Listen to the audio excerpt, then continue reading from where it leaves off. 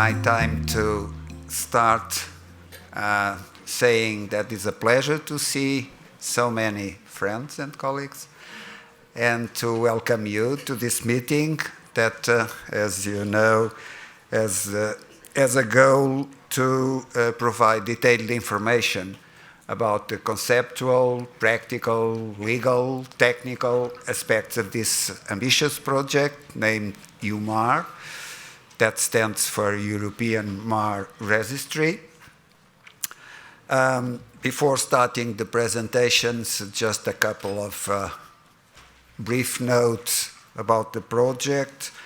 Of course, all of us involved in EIM are fully aware of the improvements across Europe of the registry systems, but we are also very well aware of the diversity and heterogeneity and in some countries even the lack of a registry of quality. So one of the possible positive influences that EuMAR has in mind is to contribute to achievement of having a high-quality, complete, and harmonized registry system in Europe. And why are we working in that sense? Because we are convinced that besides allowing full transparency to the society, a complete and good registry supports patients in their difficult journey, gives basis to inform political decisions, and includes surveillance and vigilance to the health authorities, and contributes to the protection of donors and children conceived as a result of these techniques, let alone its role in the improvement in general of quality of our provided clinical care. Another issue that EuMAR has in mind to contribute to solve is the tracking of cross-border treatments that are quite frequent, maybe increasing in frequency, we don't know because we have no data, and escape most, if not all, the registries, the national registries, even the very good ones. So we are trying, and we'll share with you the way in complete anonymity that we are envisaging to do this work. There's two needs, I would say, plus the need to have a tool to calculate correctly the cumulative outcomes of the treatments was felt like a very important gap across the more than 20 years that the EIM collects data. And so it was natural that ESHRE has decided to submit a project when a call from EU in that sense projects in the field of MAR registries was open. So here we are, and I could see other dimensions in this exercise that could be a step towards an easy way to contribute to the SOO platform that will be put in place under the new regulations of SOO, and even in the long future to contribute to the European health data space that is in discussion. So, before giving the floor to Professor Christine Waynes, I'd like to thank all the team involved in this project that worked very, very hard, I must say, to answer all the endless requirements in the application building phase, and are working even harder now to put the project in reality. And of course, this group includes all the coordinators and the participants in the several work packages, but a special word to the fantastic quality of the people, the professional staff that supports EuMAR in our central office. So, that said, I wish you a very, very fruitful day. I see that most of the faces are the believers already, but for the non-believers, I hope that they, at the end of the day, will be convinced of all the positive aspects of this very complex project. And I invite you, of course, to have an active participation through using a microphone here in the room or the Slido tool for those that are online participating. Thank you and have a good, very good day. Now, Christine, you have the program. Christine will give an overview of the project, and of course, all of you know Professor Christine Wines. Among many other things, she is the past EIM chair, and she was one of the first to try to fulfill the project, a project under EU that didn't succeed because of the pandemic, but now here we are. Thank you, Christine. So thank you, Carlos, for putting all this in the context and acknowledging all the people, because it's a huge group of people, as you will see today, that are working on this project. So the aim now is to give you just the aims and the specific objectives of this project and put it in the context of what is already existing today. And then after that, you will have the details of every work package that I will explain now. So we need that surveillance and vigilance to assess medically assisted reproduction treatment efficacy and safety procedures is very important. And this is because we have an increased number of individuals and couples that seek medical care for infertility and fertility preservation, which represents about 25 million people in EU. There is also a significant impact of EuMAR treatments on the number of pregnancies and births in EU. It's about 3.1% mean, but ranging from 0.9 to 6.3 for ART, and these are the figures for 2018. There is also an increasing variation and innovation. Treatments are taken up very quickly in this field, and this also needs to have very important vigilance. So in Europe, there are a few data collections that are going on. So since 2005, you have the Euroset. So you have unknowns on EuMAR treatment details and consequences for the individuals that are involved in these treatments. Then you have the SAR exercise from 2008, so serious adverse reactions and events. But there you have unknown denominators, meaning that the activity data are not collected in there. And so it's very difficult, finally, to evaluate what are the risks, what is the safety for the patients. And then you have EIM. So EIM started in 1997. It is a retrospective collection of data on an aggregate basis, so meaning that you have not every individual and every cycle that is individualizable. And it is in a fragmented landscape in terms of legislation and social economical issues. It contains activity data and SAR, but SAR are quite underreported so far.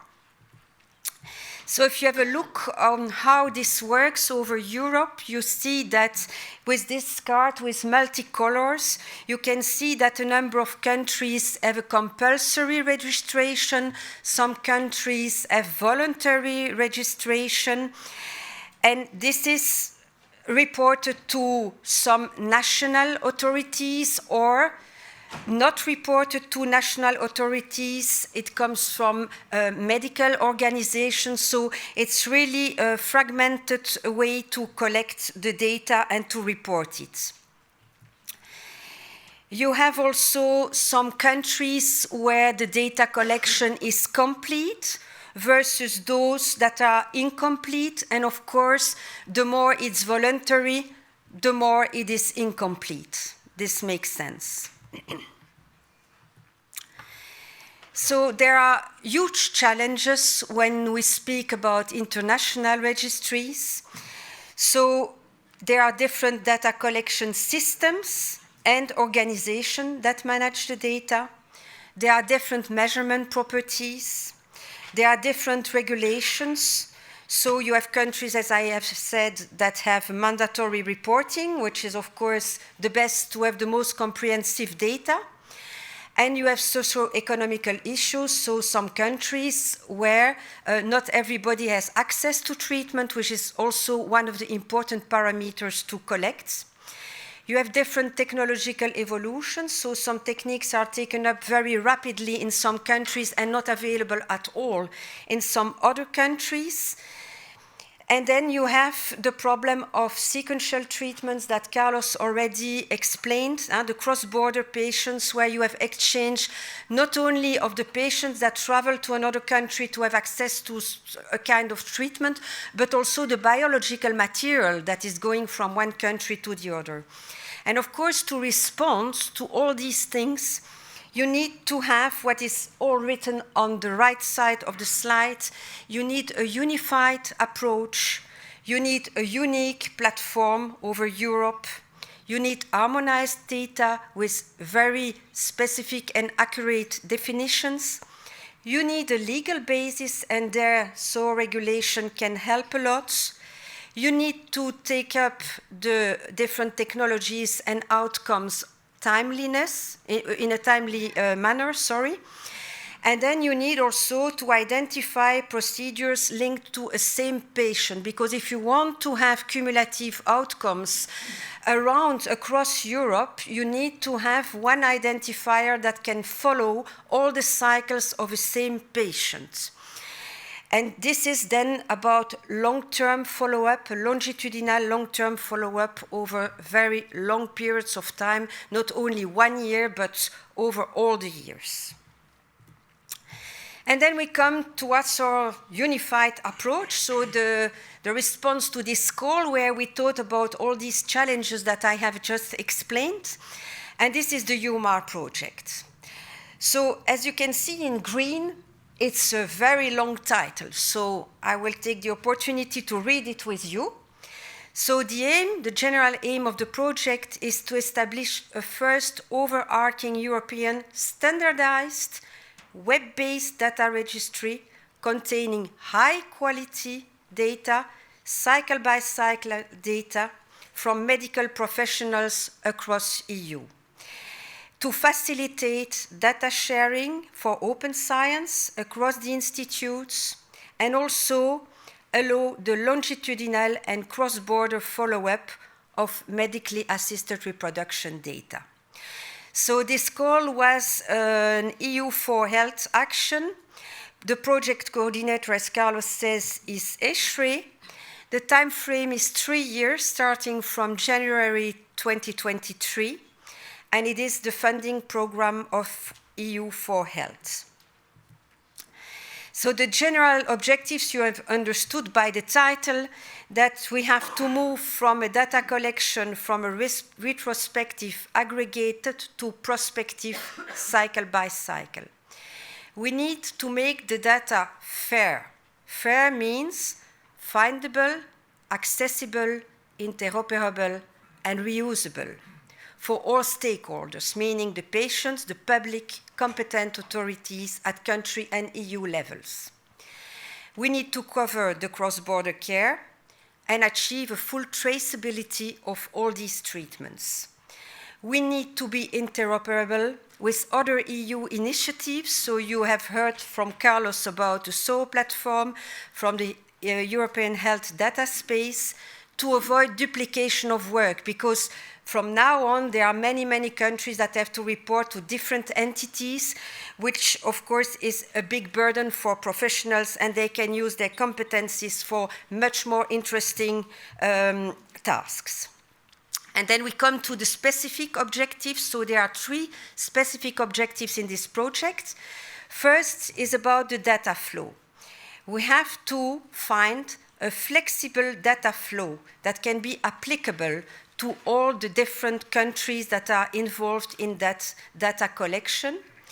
We need to define core parameters, so meaning that we have to develop a list of core parameters, but that are standardized with corresponding definitions on which data is to be collected. And then we need the technical solution for it. This is, of course, with input of all the other objectives to finally establish a transnational web-based data registry to collect and store the cycle-by-cycle and case-based harmonized MAR data. And for that, we need to include what we call the individual reproductive care code, which was also an idea set up by Christian de Gater, who is present here, already published in 2016 for the MAR patients. And these are all the work packages that need to be established and need to work a lot. So, of course, I will not go over all these work packages because we will give you the details, but basically on the left side we have WP3 and WP4, where we have to integrate all the information from the countries and then make the list of parameters with the definitions. And then on the right-hand side, we have all what we need to make it concretely working. So the pilot study and then a program to incorporate all innovations for the future. And then you have the overarching working packages that are the project management, the evaluation, and of course, if we want it to work and have the benefits of it, we need to disseminate and communicate. The tool, the IT tool, of course, will be the result of a big interactions between WP3, WP4, WP6, and WP7. And here you have all the different deliverables that are needed. So I don't know if you see my arrow. No, you don't see it. So we had a kickoff meeting in January. We are now at the stakeholder event. The moment of the stakeholder event is the prototype.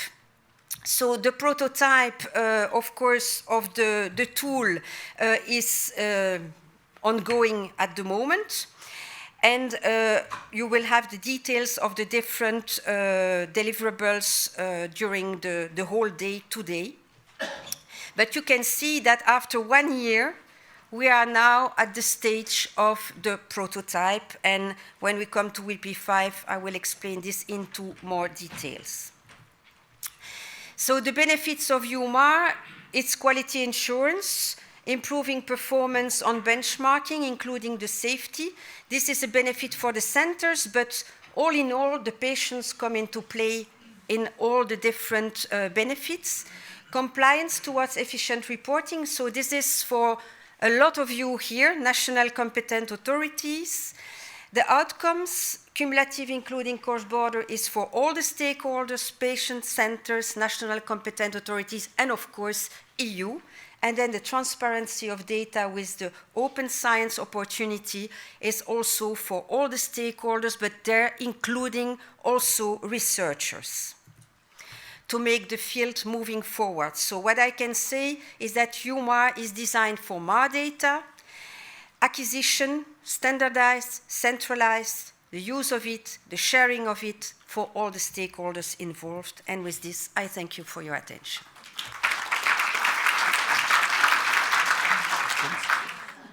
And now it's my pleasure to give the word to Christian de Gater, that will be sharing or co-chairing with me the next 3 presentations.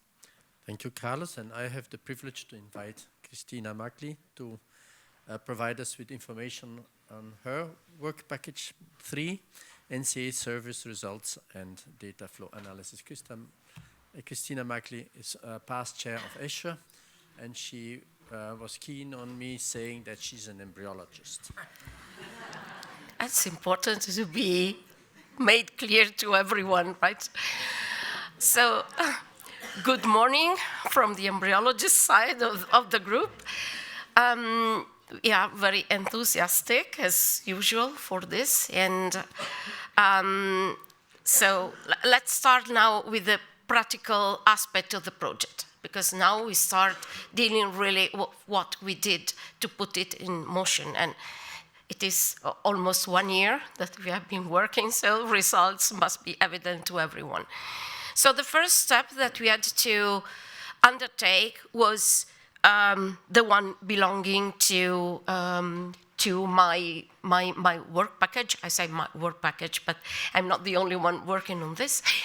That was to get in contact with the different member states, particularly with the national competent authorities and to the organizations that are involved in the data collection in the different member states, because we needed not only to explain our message and to give our message, but especially to have a feedback from their side on the current situation and also on their need, on what they would like to have as an improvement to the current situation. So the first point was actually, as I said, to get in contact with competent authorities. And this is what we did during all this year. To have a clear situation, a map of the situation that is now in the different member states. And this is a lot of work that you can imagine. You see a lot of smiling faces here. And actually this was important because, I mean, you have a personal contact even by phone or as we did was really relevant. And I have to say at this point, I see two smiling ladies over there, that is Elena and Joanna. I mean, all contributed a lot, but the real tough practical work was on their shoulders. You say no, but it's true, I know. And how did we decide to proceed? Well, the first thing that we did was to design a survey that was aimed at understanding the current EuMAR registry situation in each member state, how each member state deal with the data collection, if they do, and of course to understand if there is any relevant need they may have. So survey was the first point to be sent to the 27 member states, and the following step was to organize follow-up calls, very intense, a lot of conversation, a lot of information that we got from that. And this is just a description of the survey. It was organized in 35 questions, divided by 5 thematic blocks. General information on the EuMAR data collection in each country, the type of data that are collected, the legal requirements. This is a very tough point on our heads that we have to deal with. And after explaining our idea of EuMAR, the perception towards the EuMAR project. And we are very proud, I have to say, to tell you that we got feedback from almost all member states, 26 out of 27. Unfortunately, we missed one. But we were almost perfect. And what is the type of information? I just give you some sort of glimpse of the current situation. Type of data collected per country. You can see it's different colors. The majority of countries, that is the green aqua, the green, this undefined color, I mean, that is cycle by cycle, then aggregated data, and we have 5 member states with no national registry. So analyzing the response from those that have a national registry, that is then 21 member states, we can see that in the majority of cases, we have a mandatory data collection. In some majority of cases, it's through the competent authorities. In some cases, we have also national associations involved, collaborating with the national competent authorities or national associations by themselves. Which are the tools used to collect EuMAR activity data? There is a national platform in the majority of cases. In the remaining situations, we have spreadsheets or a combination of both. Level of data protection in national registries. In the majority of cases, we have anonymized data, followed very closely by non-anonymized data, or in some cases, pseudo-anonymized data. When we had the opportunity of talking during the phone calls, we realized that the interest of the different member states towards EuMAR was certainly the possibility of having this unique patient identifier that permits to have the real cumulative data, as Christine was already explaining. But probably the thing that was most relevant, of greatest interest from the feedback that we received, was the possibility of having an idea of tracking the real cross-border of patients. So this is of great interest for the majority of the member states. When we were at the end, more or less, of our explanations, which was the perception towards EuMAR, and well, it was very good, because as we can see, the great majority of member states are very positive on that. So are receiving very positively the idea of EuMAR. Unfortunately, there is this slice of 12% that are either in doubt. I mean, they are a little bit hesitant because they need more explanations, more details, and this is quite understandable. There are also practical implications in the realization of the project that are certainly relevant. There are the legal requirements, the privacy protection regulations that are certainly an headache, but we have to deal with that. So, but at the end of the story, we perceived a very positive message from the national competent authorities, and definitely I think that a special thanks from our side has to go to the people from the competent authorities and the other organizations that really helped us in receiving this feedback, and were very, some of them were really enthusiastic, and I think that this motivated us in, well, going on with this project that is certainly not easy. The last point that I want to report to you is about the data flow. Because you know that as Christine said, we have different objectives in EuMAR. The first one is to build a data flow system that is compatible with the different specific regulations, country regulations. So it was important for us to understand how it works. And this is what then we put together. There is a first model, the one that we call option A, that is a model by which the country reports the pseudo-anonymized cycle-by-cycle data to the EuMAR registry through national competent authorities. Something like that. So the patients receive the code, the unique identifier code. that is reported here. This is, of course, organized with the clinics that they received treatment. The centers contribute the data to the national registry, and then the national registry send the data to EuMAR.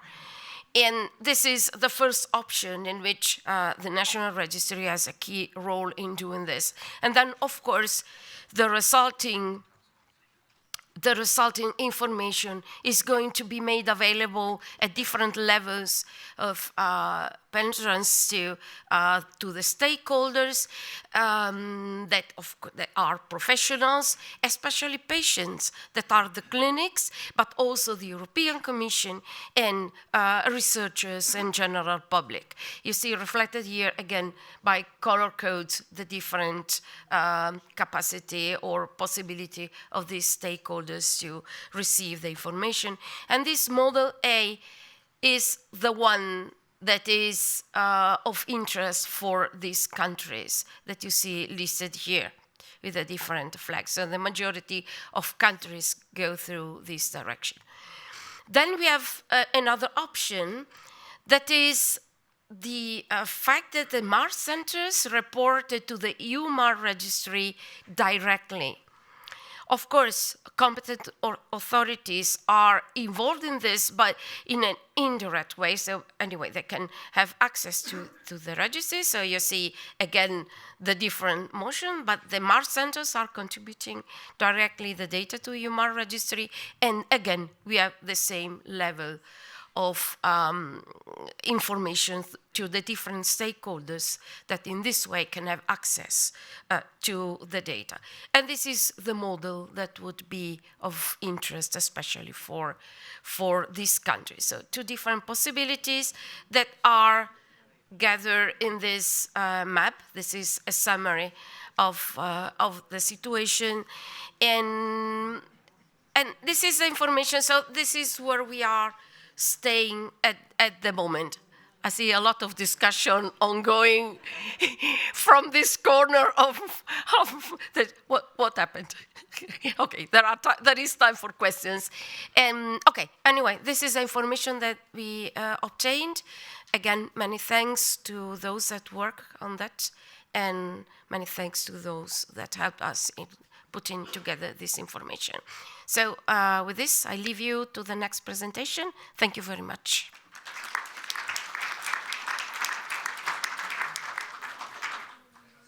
Thank you, Christina. Lots of questions, I suppose. Now time to Jasper. Yes, Jasper Smanks is nowadays the EIM chair, and his headache is to find out balanced core parameters and definitions in this project. Thank you, Jasper. Yes, thank you, Carlos. Good morning to you all. Indeed, my name is Jasper Smenk, and as chair of EIM, I'm familiar with a lot of you who are present here that gather the data and bring already a lot of information in at the moment. And we've been doing so for the last decades. So that's where we are.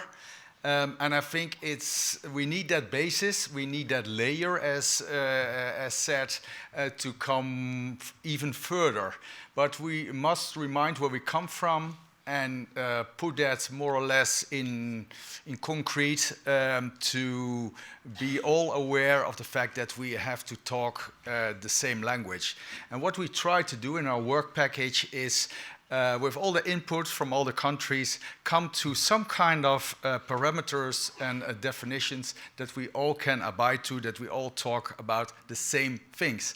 And it seems logical. I'm a simple doctor. So if we talk about a pregnancy or and so forth, it seems like we talk about the same things. But if you're on a conference, you talk about scientific data, you always see that the denominators, the parameters can be defined in a somewhat different way.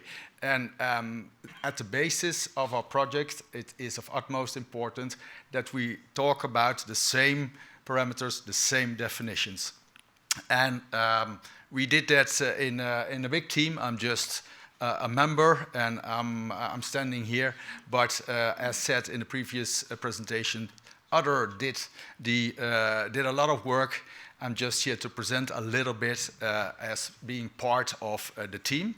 You can see a lot of pictures here, but I have to underline the fact that that the people come from different centers, different countries, different systems, embryologists as well as gynecologists. They were all involved in our team, so we could come up with a set of parameters that encompass all of our field, and as such can be the layer of all the things already mentioned in the previous speakers. And in our selection, let's go to the next one. Yes, and the aims were set, and the aim was, as said, to identify and define relevant MAR parameters, including fertility preservation. That was our objective within the whole project. And the specific aims, as mentioned here, were to identify relevant items to be registered, taking into account the different stakeholders. A lot was already said about that, but also tissue establishments, EU competent authorities, and biovigilance and surveillance should be part of everything as well. And the second thing was to create a glossary of standardized definitions for harmonization. And we all know that practically every country has its own glossary, and there are also international glossaries. So there's yet another glossary, and whether you use the EuMAR or your own country glossary, but it is of utmost importance that we have a glossary that we again talk about the same things, talk the same language. Otherwise, it's no use to gather all these data and have some kind of trans-Europe data transfer if the data we are going to transfer are not the same. So that's why, again, we came up with a new glossary, but obviously we took into account all the other glossaries in a way that were nearly the same, but again, Europe is different from the US, is different from the rest of the world. So some items may be a little bit different from the EuMAR, but we tried in our team to do the best to keep it all within the same frames. Our milestones were, as seen in this picture, that we were supposed to end to 2023 by delivering this package. And as people may know, today in the Netherlands it's Santa Claus, so my gift to you today is our package with the characteristics and parameters of the accepted terminology. So this is our delivery at Q4 of 2023. This is the decision-making timeline, and we already saw that in the presentation of Professor Wines. And we had just to underline that it seems logical, it seems easy. Maybe I underestimated it in the beginning myself. It looks like just put all the parameters together. We also have the parameters within in our country, but I see a lot of colleagues, whether it's the Belrab, where it's the deer, where it's... You can define a lot of registries here, and we already, within EIM, we had some registries, and then we sat together. And as a practical doctor, I would say within an hour we were there. But as you can see, we needed some more meetings. The first work package meeting, we had to decide on which parameters should be in, add parameters, discuss on the parameters, and a single parameter. If you look at, I don't know what parameter, we have 64, I come up with that later. But we, as professionals, as you probably know from your own teams, from your own background, there can be a lot of discussion on that. So a single parameter could take hours to discuss upon. And then we had several revisions of the parameters, and we discussed that, and the feedbacks, etc. So in the end, if you come up with a list, it seems more than logical, but to come to this list, there's a lot of input from all the backgrounds that are involved. And obviously, it's always a compromise of all the systems, of all the way of thinkings, of all the things we have in our daily practice. But then we come up to, I think, some kind of a solution that we can actually go forward. And this is just to underline that it was not in a single afternoon in the sun that we came up with a list. There was really some work behind it. And then we came to a set of parameters. And all these parameters, they're not new. They're known to us all. Otherwise, it would be very strange if I would bring along new parameters to be included in the new register. And you can see the several modules that the new system is set upon. So the modules about identification, patient variables, cycles on with ovarian stimulation, laboratory data, embryo transfer data, complications during pregnancy, pregnancy and outcome, obviously, IUI data and fertility preservations, just to mention the modules. And these 9 modules end up in 64 parameters. By the discussions we had, we could have put in 200 parameters. But we had to limit it to a way that we have core parameters, as Professor Wines already said, so we can actually know that the parameters we are going to enter into the systems are valid and I would say feasible for all the countries involved. And just to go through some modules, we don't go through all the 64 modules times a lot of minutes. That would be too long. But just to underline the fact that, for instance, if you talk about the first module, identification, we already heard Professor Magli talk about the IRCC code. We will learn a lot more about it, but it's one of the key parameters within Module 1, but also other psycho-identification should be in there. The second module is on the patient variables. You can see a lot of variables there. We're not going to mention them all aloud, but just some basic patient variable within the second module. And in the third module, we're already talking about ovarian stimulation. And I think a lot of these items are familiar. They can be defined a little bit differently from the way you're doing it now, but I think the differences shouldn't be that big. And if we go through all the modules, it's too much to mention them all, but especially laboratory data. Obviously, we had the half of our team consisted of embryologists, so they helped me out by defining all the laboratory data and definitions, and then again, also some clinical data were involved. And if you go through all these modules, also we had a lot of discussions, I must say, on the complications during and even after pregnancy, how to define them. A lot of new insights there, a lot of new publications.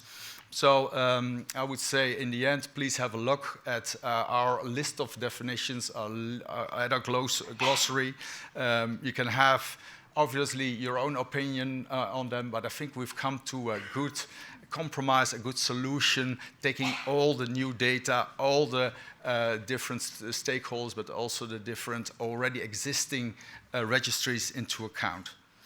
The 9th module on fertility preservations is one of the examples where I think our field is evolving, and that it should be taken obviously into account in this kind of registries as well.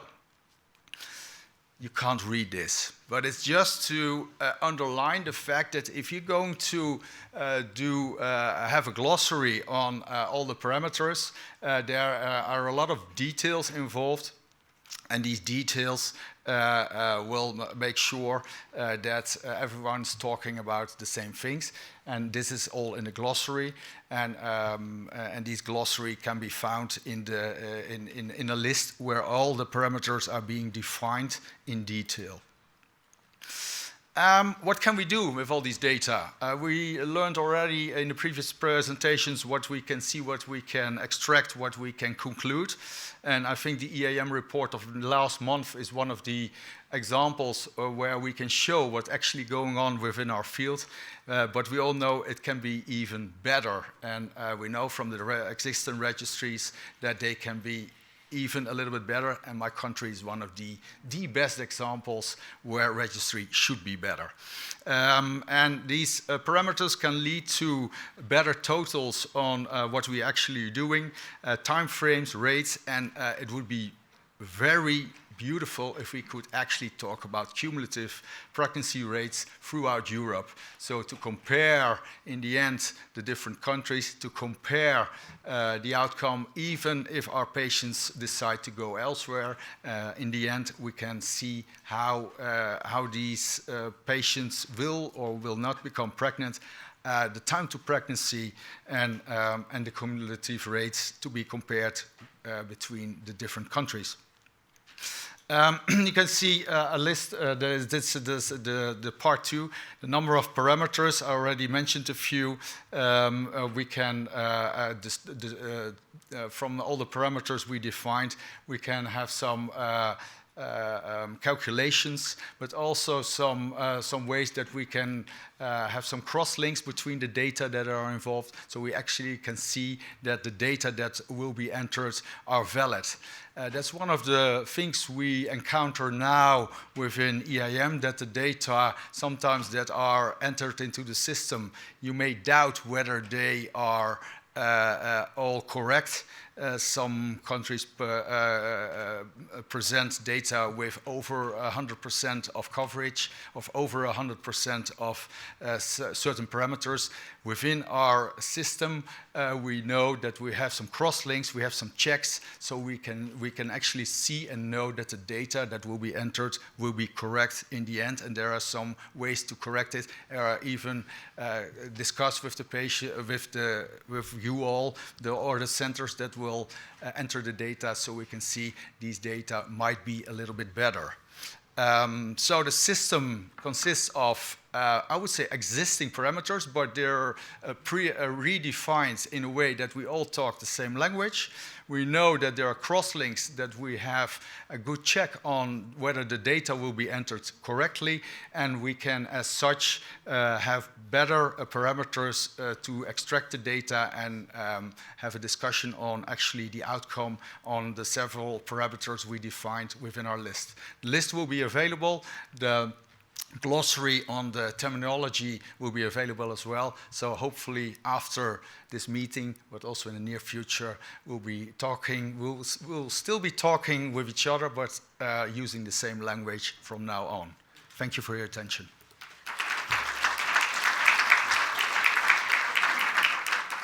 I have now the privilege to present to you Bojana Zantic. She will represent the most important stakeholder. These are the patients and the overarching Fertility Europe organization.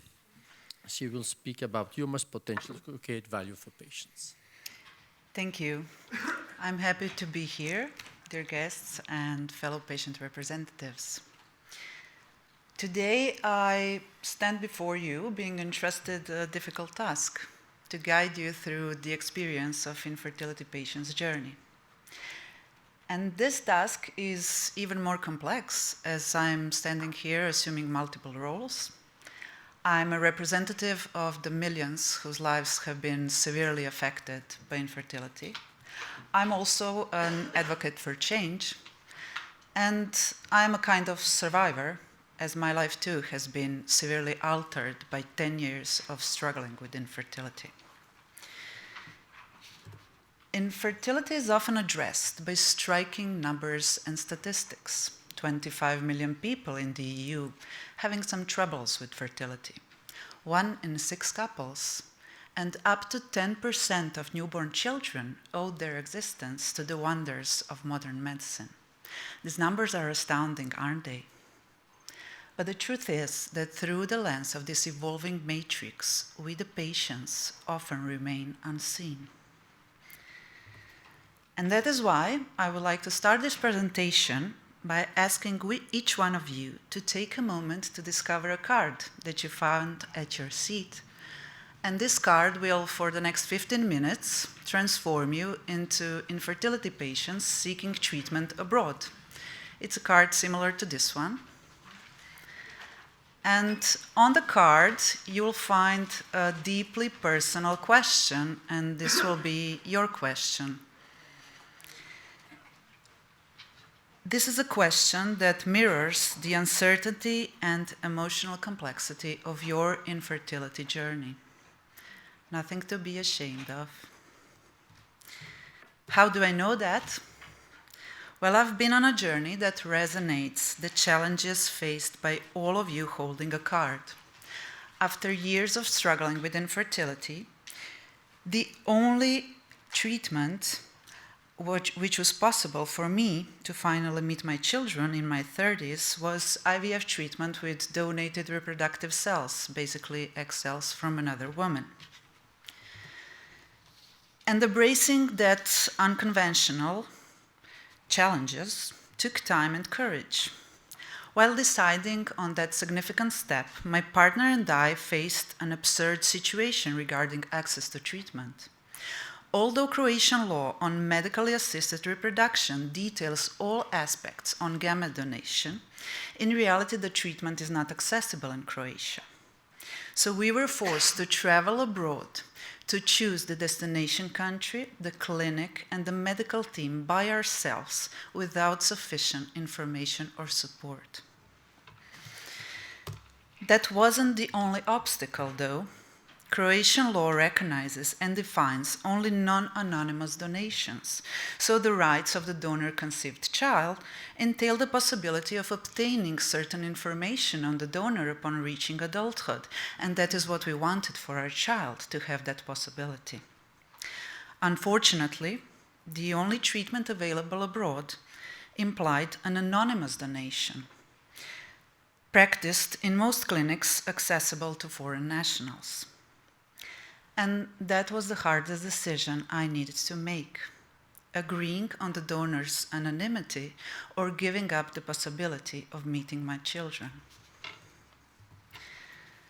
And the story has a happy ending. We finally met last year when I gave birth to my twins.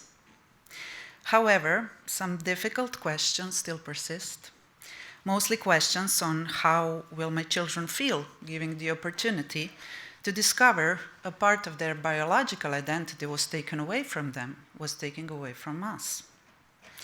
I'm left with the hope that in a few decades, my children will be the ones standing in a similar room to this one and asking for their rights, speaking up for their rights. Of course, their question will differ as they carry unique perspectives, and those perspectives will be influenced by all of us here today. So let's try to collectively transform those challenges into opportunities for change and improvement. How? As you remember, with these cards in hand, you are struggling with infertility. And maybe it feels like changes cannot be made by you individually, but luckily as patients, we are being represented by the umbrella organization Fertility Europe. And exactly 6 months ago, here in Brussels, Fertility Europe, together with the European Parliamentary Forum for Sexual and Reproductive Rights, launched a white paper called The Imperative of Equal Access to Fertility Treatments Across Europe.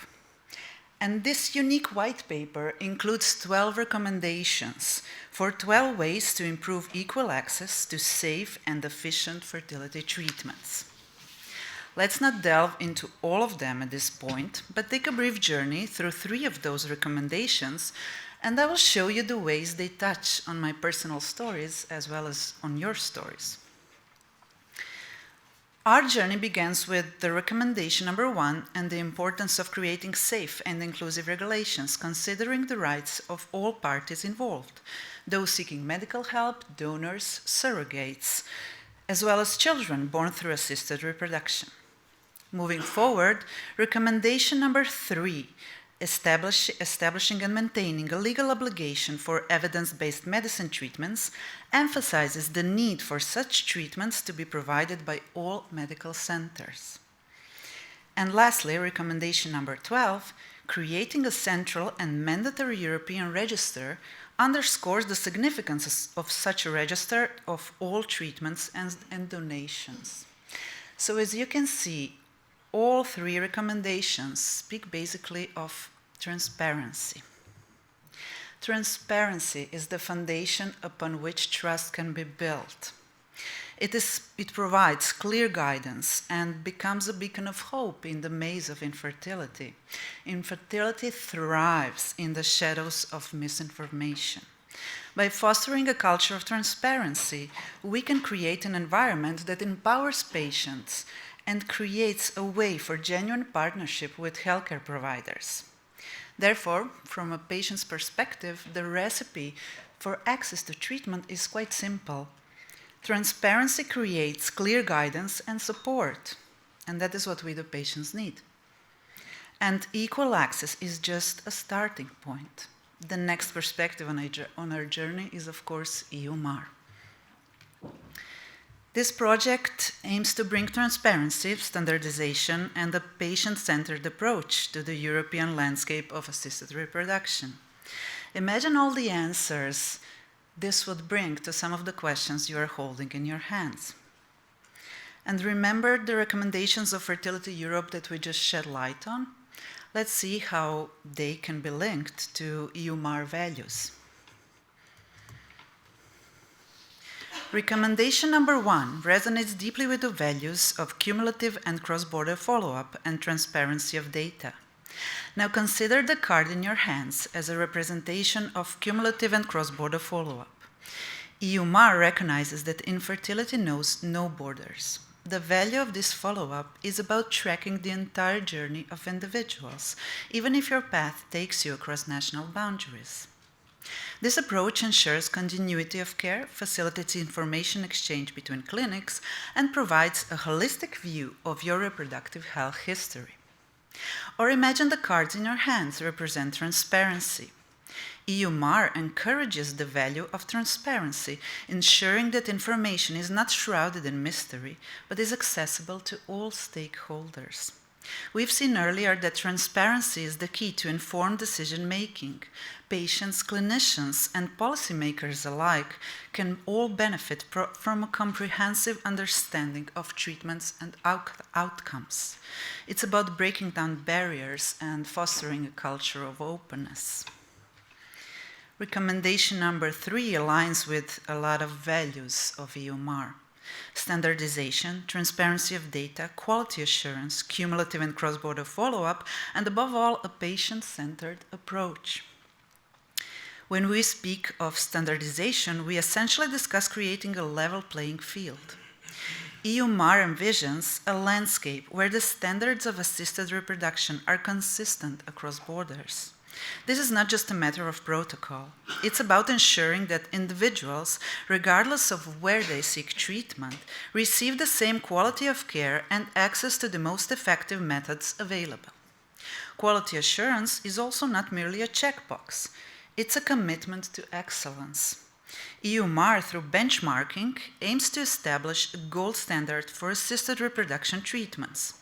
By comparing outcomes, success rates, methodologies across different clinics and countries, we can identify best practices and areas of improvement.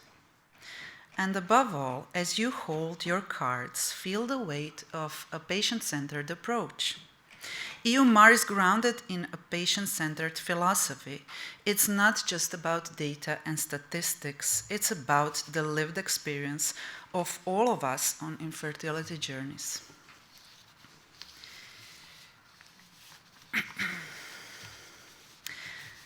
So recommendation number 12, creating a central and mandatory European register. This resonates deeply with the values of cumulative and cross-border follow-up and transparency of data. Consider your card a representation of cumulative and cross-border follow-up. EuMAR recognizes that infertility knows no borders. Sorry, I just skip it.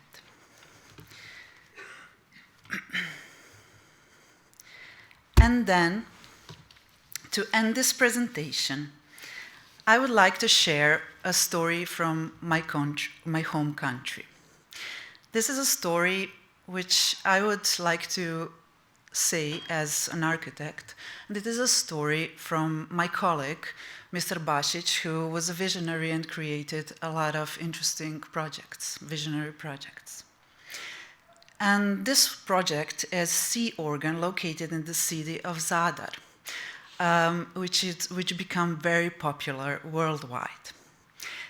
It is actually a really complex and underground large instrument that conveys the sounds of the sea to passers-by. But when you look at it, it's quite simple. It feels like it's nothing there, just a staircase to the sea. And when Mr. Basic was asked how could he envision such a project that seamlessly blends with its surroundings, not being a citizen of Zadar himself, he said that when he was a boy coming from an island, his father would take him each morning to the school in Zadar, and he could envision what was supposed to be there but needs to be revealed. He called it a view from outside. And I really like this story of a view from outside being such a powerful tool that we can all use in our everyday life. A view from outside is something that reminds me of EuMAR. We can perceive it as a way of natural progression, as something that is a necessity, that is a truth waiting to be revealed.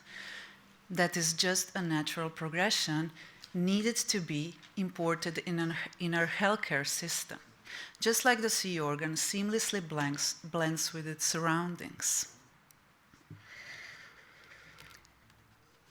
And above all, as you hold your cards, please remember that they are a part of a story that we are building together. We are the ones who can influence the landscape of assisted reproduction in Europe together. Thank you.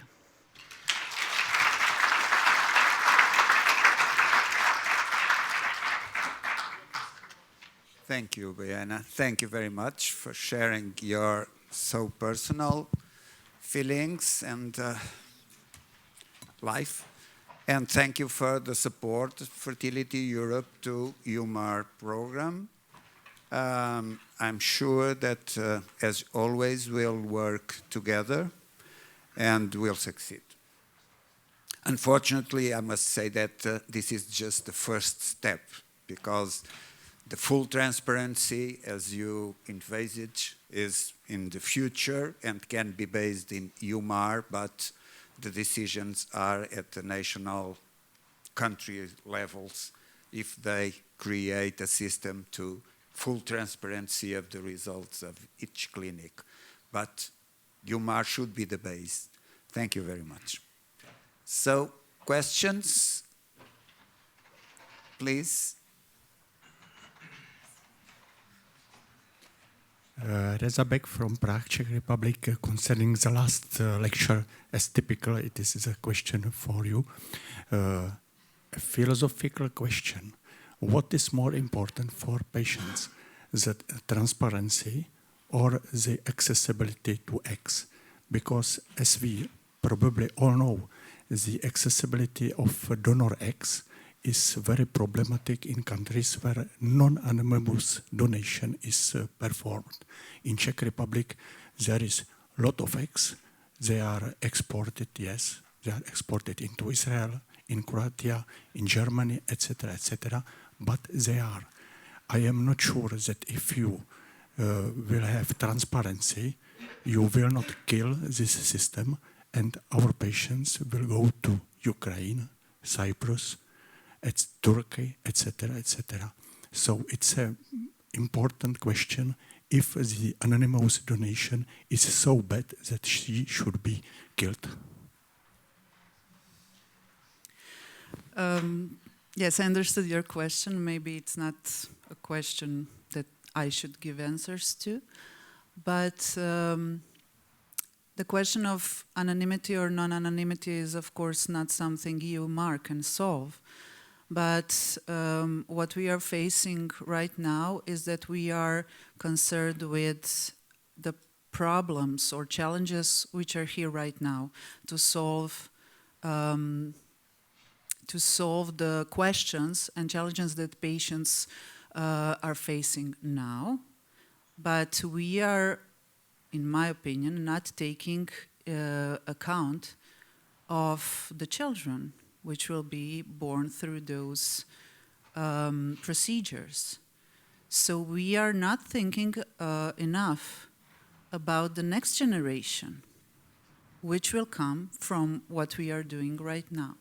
And I know this is maybe an unpopular or maybe new view of the donated treatments, but children's rights are something that needs to be or will be a crucial part of those treatments, and we are not thinking about it right now. And that is a question that I raised through my presentation, although it's not, as I said, although it's not in the EuMAR scope, but it is important. Those generations are already here. It's not something that will come. Those people are already here, and those initiatives to fight for their rights are already here.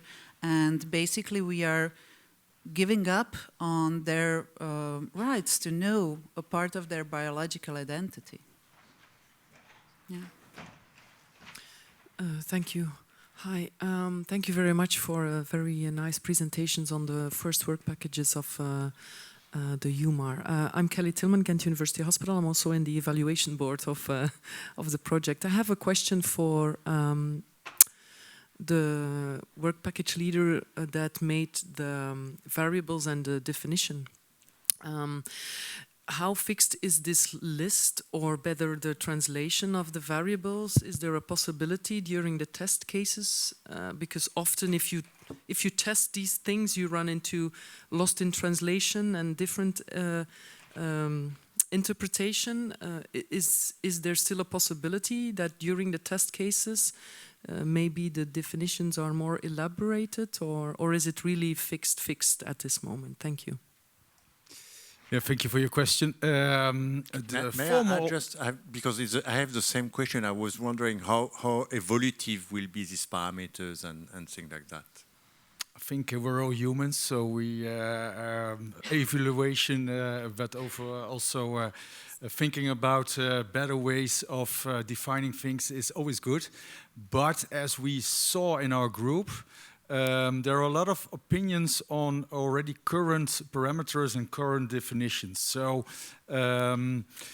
it's very, I would say, difficult to take 1,000 opinions into account.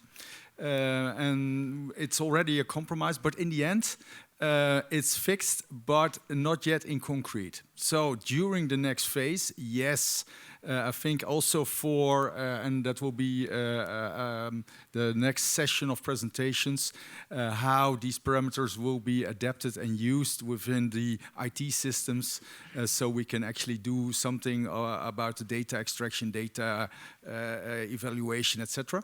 And then you need a fixed package so that the IT provider can build that into an IT solution.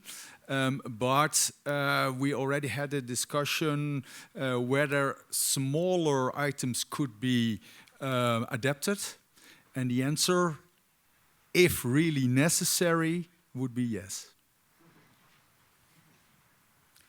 Juha Tapanani, Helsinki. Excuse me. So I have a technical question. What are the plans to ensure the compatibility of the different programs in different centers and national registries to make it easy to transfer the data annually?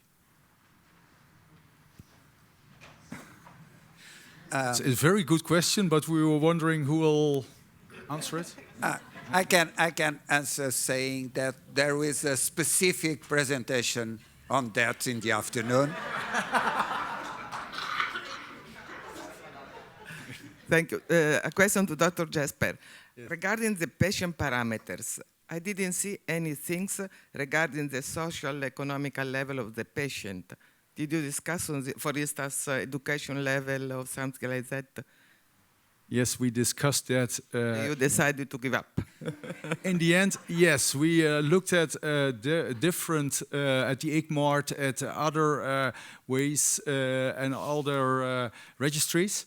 And in the end, it was very difficult to define even a high level of education, lower, mediocre, whatever.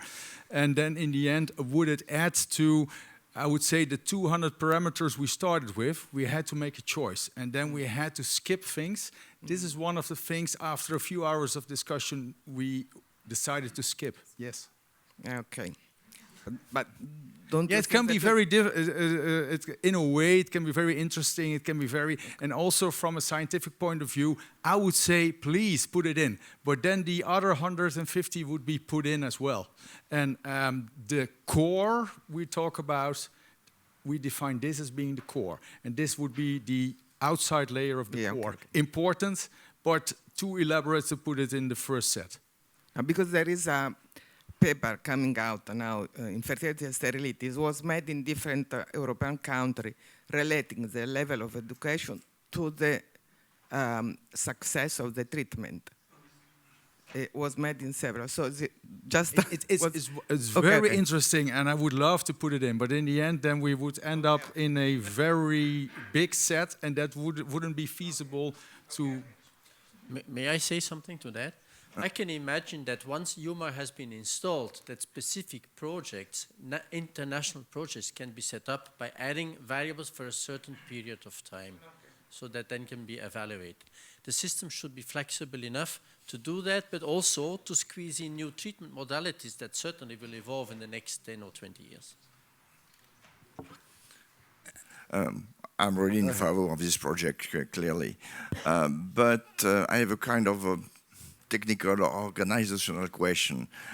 How do you see the communication between the EIM register and the EuMAR register? That means that countries will go through the EIM to the EuMAR, or will go to the EuMAR and next to the EIM register? How do you see the relationship between these two important registries? In the end, the EuMAR should be the only way forward.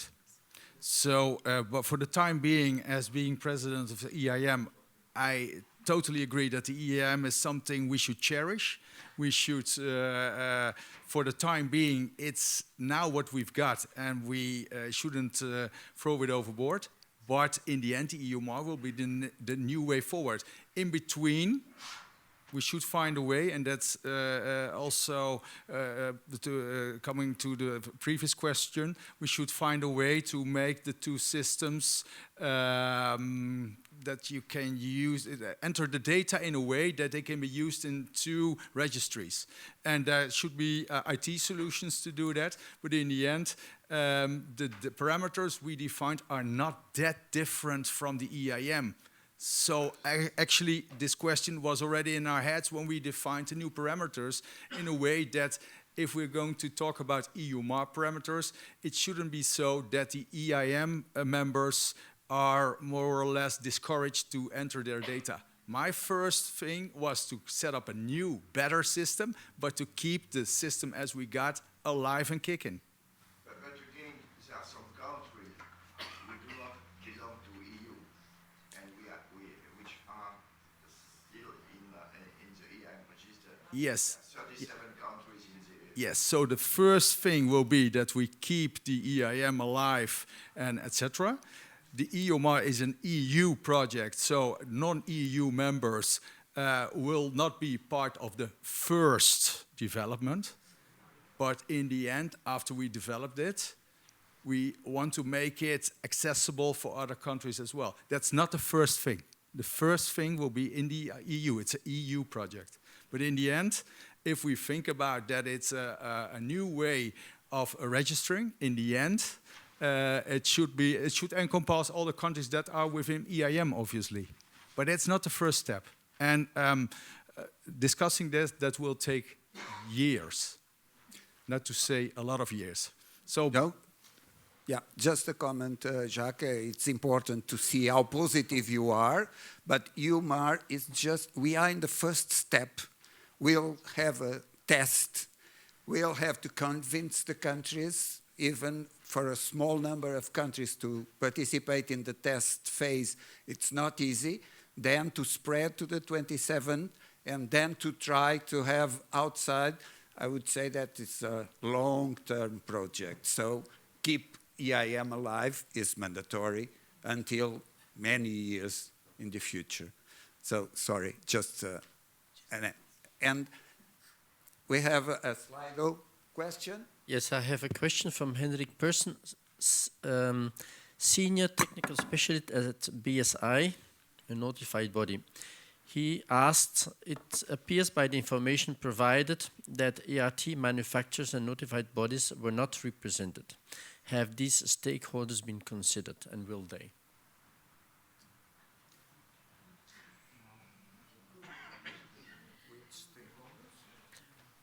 ERT manufacturers, the industry, I would say. I would say no, not at the moment, no.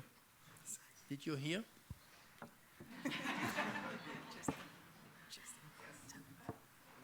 Okay, yes. Thank you very much for your presentations. I'm not sure who this question is for, but it's more general things. I have two questions.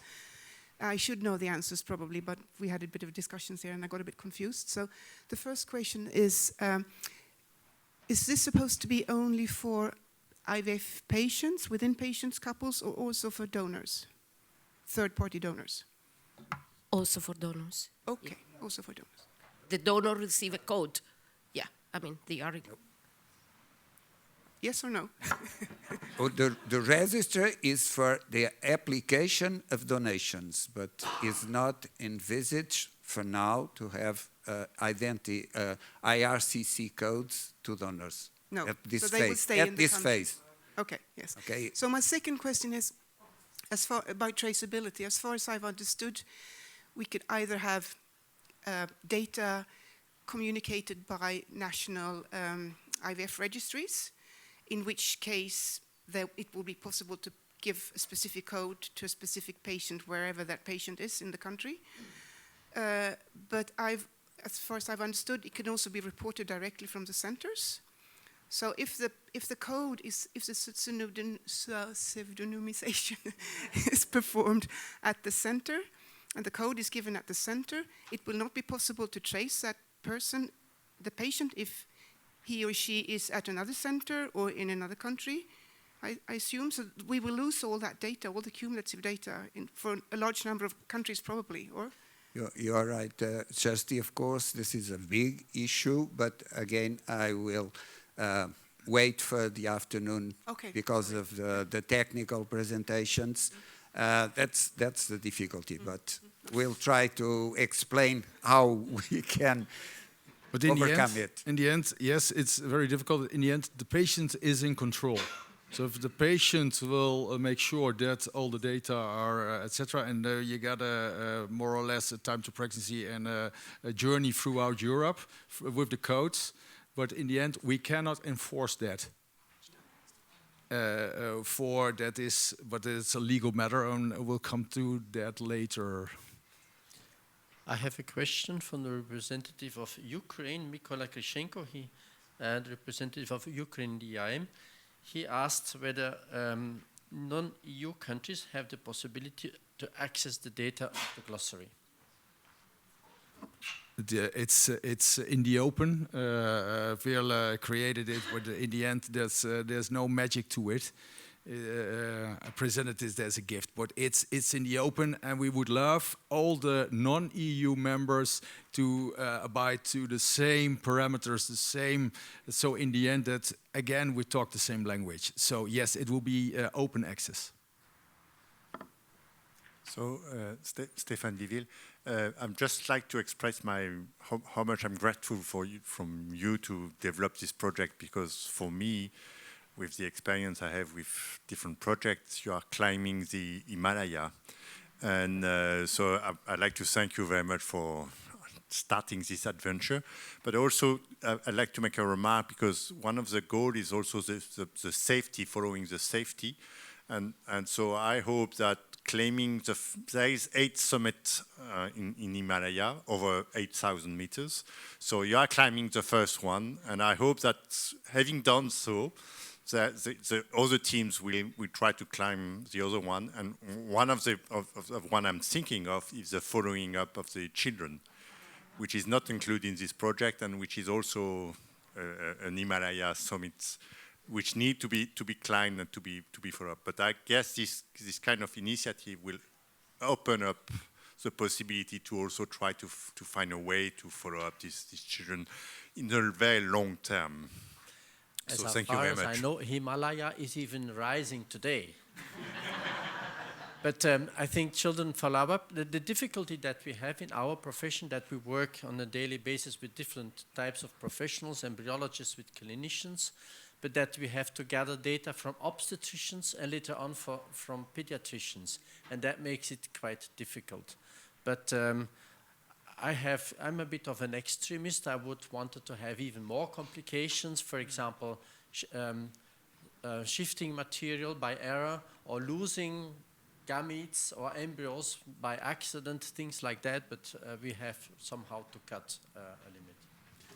If there's a sound basis, I totally agree. If we can show the proof of principle by having this throughout Europe, the next step would obviously, and it's already in the minds of the clinicians, but I think of everyone, in the end we want healthy children, not only at birth, but also in the long term. And for practical, but also for scientific reasons, we want to see a follow-up there as well. So yes, but this is the first step. And maybe we need some additional oxygen over 7,000 or even meters. But yes, in the long run, that will be the goal.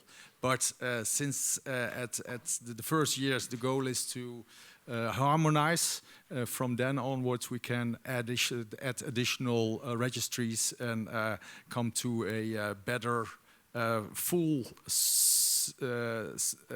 picture of newborns, new life. Thank you.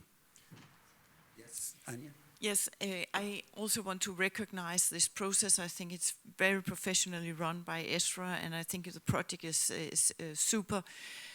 I just have, regarding the variable list that you have developed, it's very ambitious. And I would suggest that there is a kind of stepwise process. You have already said that some countries will be involved first as the first movers.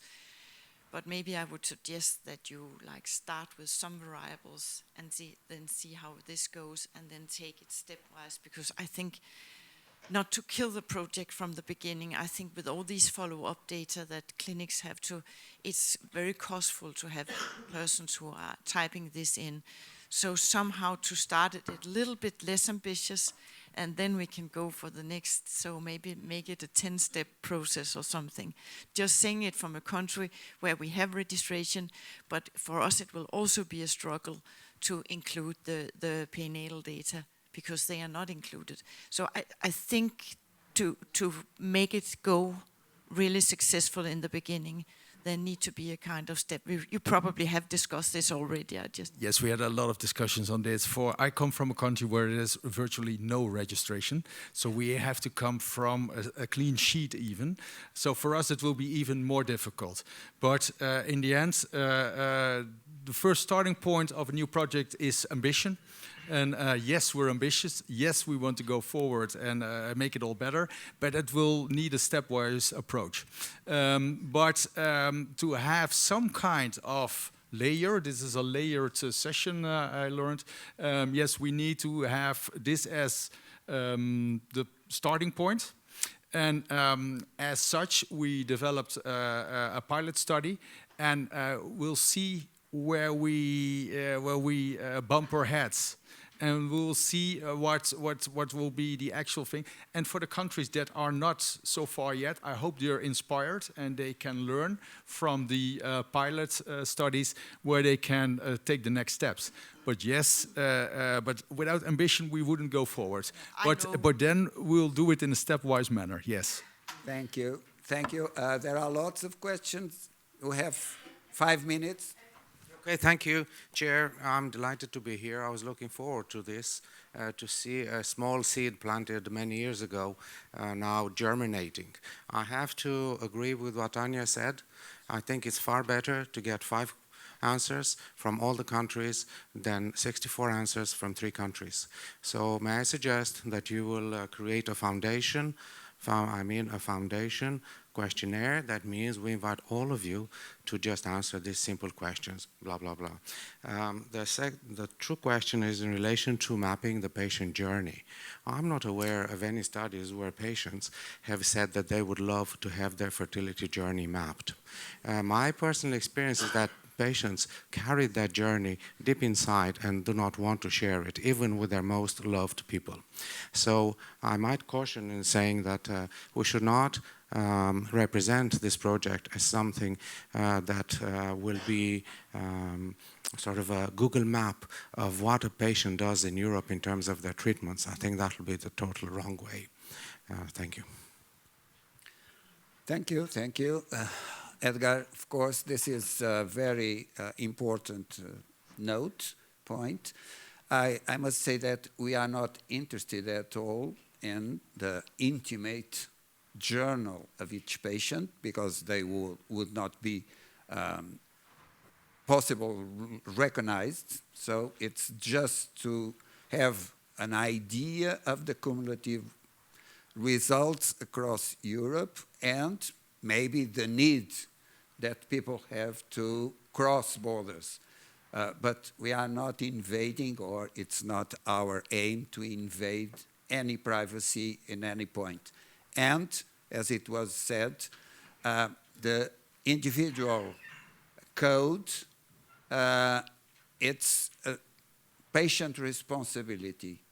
The patient would need to ask the center for a transfer or transport codes if he or she or they move around. If they don't want that, everything will be lost in this scheme that we are putting together.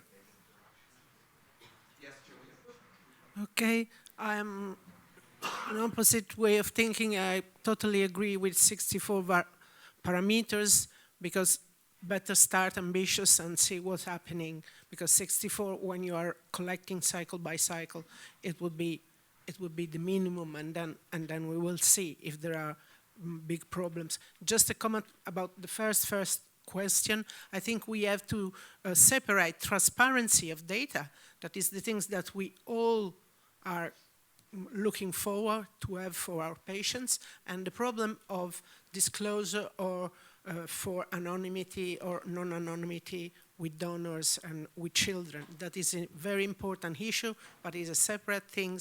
And with data collection issue, transparency of data, it means that patients could have the real data on efficacy and safety of the procedures that they will underwent. That's it. Sorry. Hi. Looking at the future of this project, I assume that 5% of the individuals in Europe will be born because of these technologies. What are we going to do with 15 million of registered people data? That would be the largest, of course, in any medical field. So what are we going to do with them? We store, we keep it, we like it, we publish. I mean, which is the future of all this? For these 15 million people that we are expecting to be born just in the next few years. Great question. I think it's again a gift. This time it's a gift to ESHRE. We have to set up a system where, with governance, where we can see who's the owner of the data, who can publish it. Probably you want to do so, but others might be want to do so as well. So we have to discuss on how the governance of the data will be. The lawyers come in place, so we'll have some ideas on that. But in the end, yes, it will encompass, in the end, our whole field and ambition. Yes, in the end, it would shed a picture on all the treatments within Europe, and in the end, I would love to see the outcome of the children as well within one database, within whether it's EU, whether it's ESHRE, but in a safe way that we can really say something about the future of our children, of our field, of everything. So it's what I think our field is about. Can we say something about efficacy, safety, and the future of our field with new techniques involved, and how the children do at short but also in the long term? So I would love to have this database, and we can have some imaginary ideas on how we can use it or publish on it, but let's set it up in a safe way. And yes, there's a lot of work. We're at the first step, and this will be step 10. But if that would be the result in 2 decades, that would be a lovely idea. Thank you, Jesper. Thank you, Luca, for a so important question. We don't know the future, of course. We don't know if EU will be interested. We don't know if we can link this directly to the European health data space. We are just starting something, and we'll see the future. And I'm not that ambitious as to link to children health across a long life, because it's unrealistic. But that's the first step. Thank you very much. We need to stop here the first session. Thank you.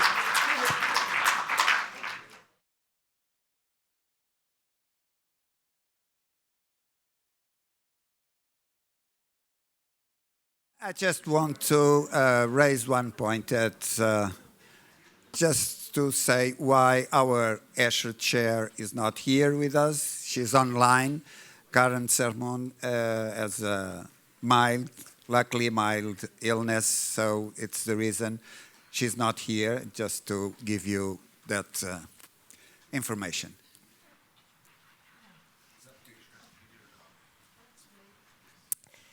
Good morning, everyone. It's my pleasure to open this second session of today.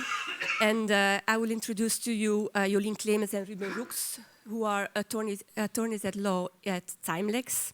They're experts in GDPR compliance, so I'm really looking forward to their presentation on the GDPR considerations for EuMAR and the way they will explain it to us that we will all understand. The floor is yours.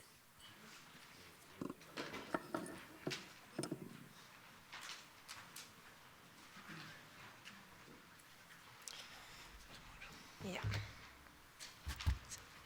Okay. Yeah, it's working. Okay. I also had an introductory slide, but we already got an introduction. So we're both lawyers. I'm Jolien, and Ruben is there. We're lawyers at Timelex. We're a specialized law firm in data protection, IP, and IT law. And we're subcontracted by ESHRE to perform a data protection impact assessment on the EuMAR registry, and today we are going to present some of the GDPR considerations we already came across throughout the first couple of months of the project. One of the most important questions we came across during the first couple of months is whether there is personal data in EuMAR, because you probably all already heard that the data that is collected in EuMAR is collected based on an IRCC.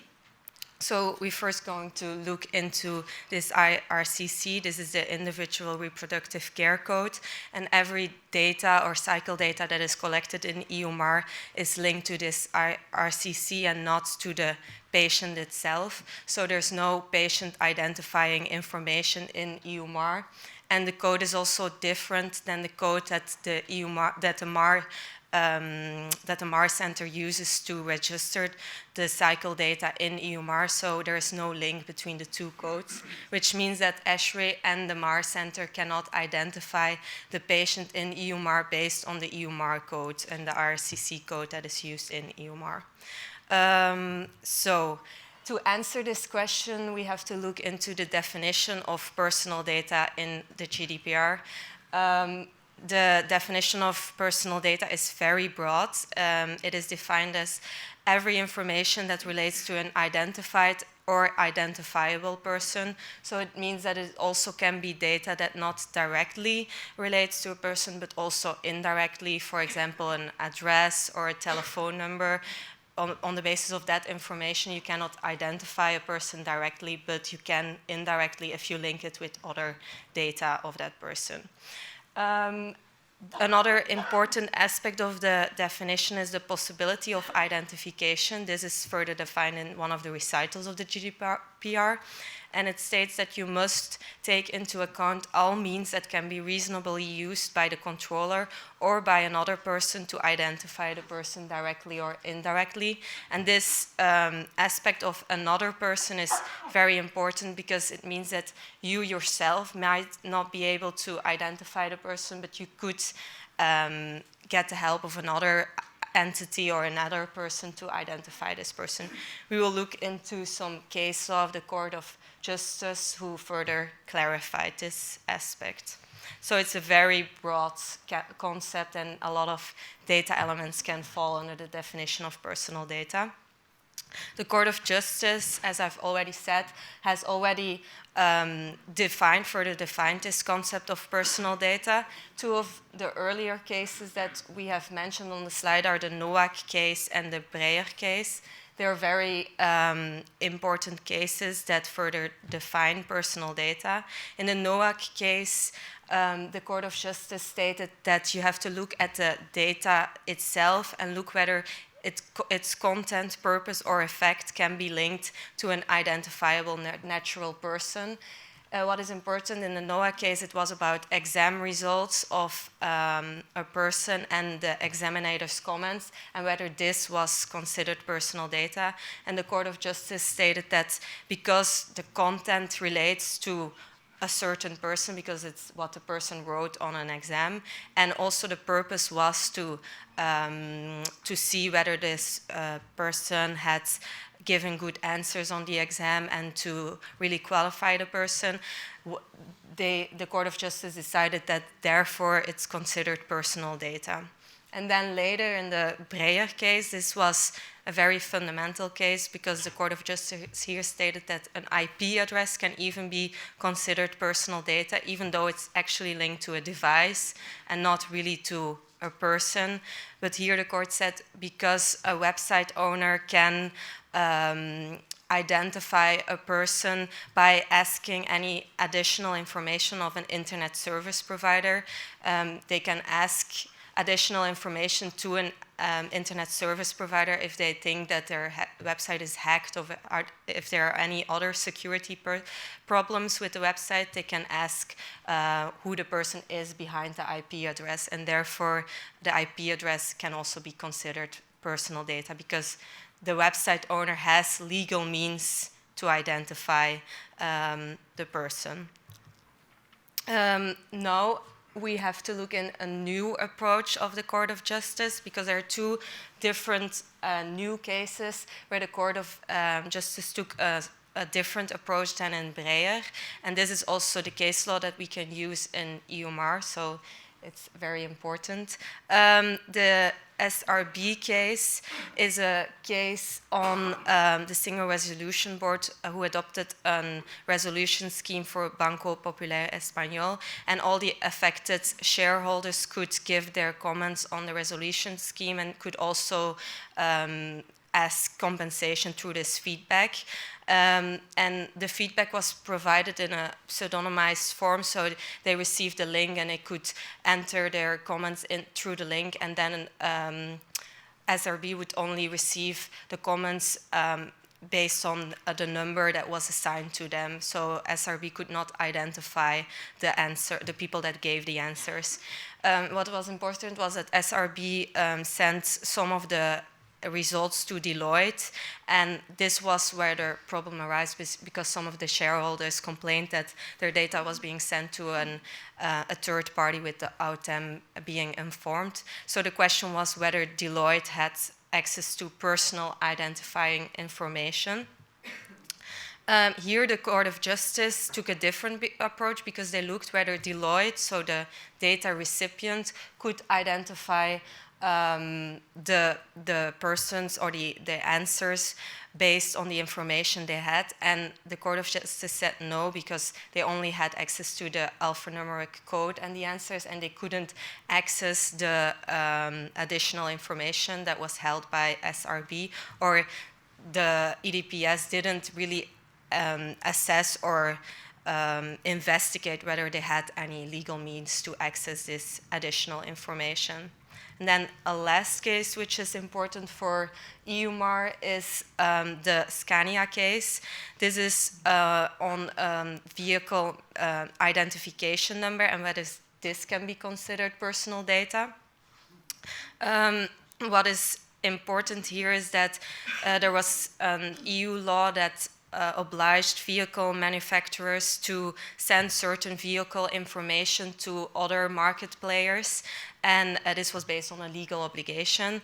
And the question was whether this vehicle identification number can be considered personal data, because it actually only relates to a vehicle, but an owner or the one who drives with the vehicle can also be linked to the vehicle. The Court of Justice here said that it can be considered personal data if the owner or the one that drives with the vehicle can be linked to the VIN number. And the owner is actually indicated in the registration certificate. And in this case, and in general, manufacturers of cars do not have access to this registration certificate. So for the manufacturers, it's not considered personal data. But for the other market players, it is considered personal data because they can access the registration certificate. So what is important in this case, and also in the previous one we discussed, is that the Court of Justice really took a different approach and tried to look at the data recipient and the one that holds the data, and whether they can access any additional information, or whether they have the legal means to access the information to identify the person that is behind the number in this case. So Ruben is now going to present and going to discuss what this all means for EuMAR, and so I will give you the words to him. Thank you. Yeah, so why this overview of case law? We want to illustrate that EuMAR comes at a very unique point in time in the evolution of the European Court of Justice's case law on what is to be construed as personal data. And we can use that for the register itself. I wasn't here this morning. I don't know in what detail they already explained how the register worked. But the idea is that where clinics, national registers, might incidentally be able to have identifiers for their patients, obviously, the register in itself will not. It will have a unique, specifically generated code that would allow the register to keep unique objects for each patient and its cycles, but it cannot revert back to the patient, right? If we would have done the same project 5, 6, 7 years ago, I would not be standing here defending what I'm about to defend. I would not dare to take the position and say what the EuMAR register will do or will collect will not be construed as personal data. Because up until that point, we all interpreted the GDPR as we would have personal data as soon as there was one entity that was able to link a specific data set to an individual. And then the case was done. Now the Court of Justice, in those two new cases, they're both from this year, so it's very, very novel. The last case, the Scania case, is from November, so it's brand new.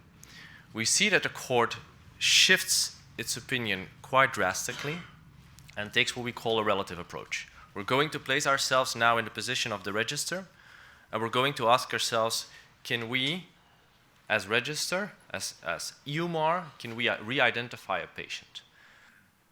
The answer is no. If you look at the whole chain of processing activities, and in a moment you'll get the technical presentation where you will see how this works, the register in and of itself cannot go back to an individual patient. It'll only have a unique code. There is one fallback, one little caveat or problem still to overcome. And that problem is, I'm going to go very quickly back to one point where we might be challenged on this. In one of the earliest cases of the Court of Justice said, if you want to consider something personal data, ask yourself whether or not the data, given its content, its purpose or effect, can be linked to an individual. When you look at the content of what is being put for a patient in the EuMAR, obviously it relates to the cycles for a patient or a couple of patients, right?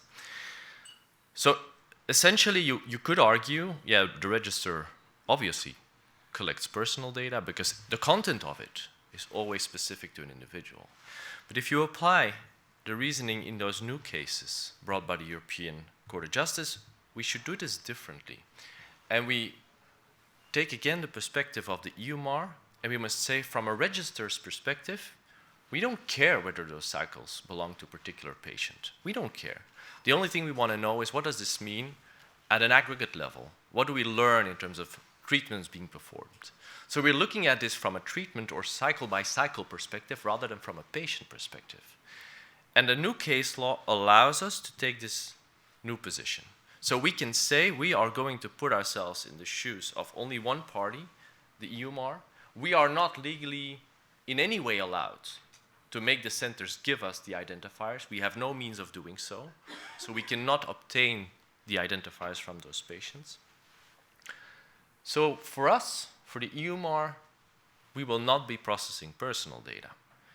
That of course makes it easier, obviously, but also safer to make this register at the European level.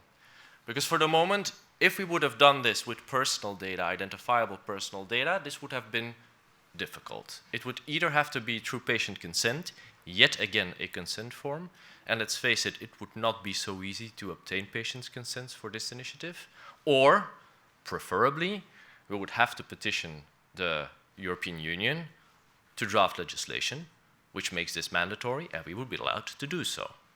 That would have been our two options. But with this new case law, we are presented with a third. And we can say whatever personal data is being processed, that's happening at the lowest level, the first level, the level of the clinics and national registers. If you go up through the data stream, at one point, the identifiability of the data stops. And so there, we are safer.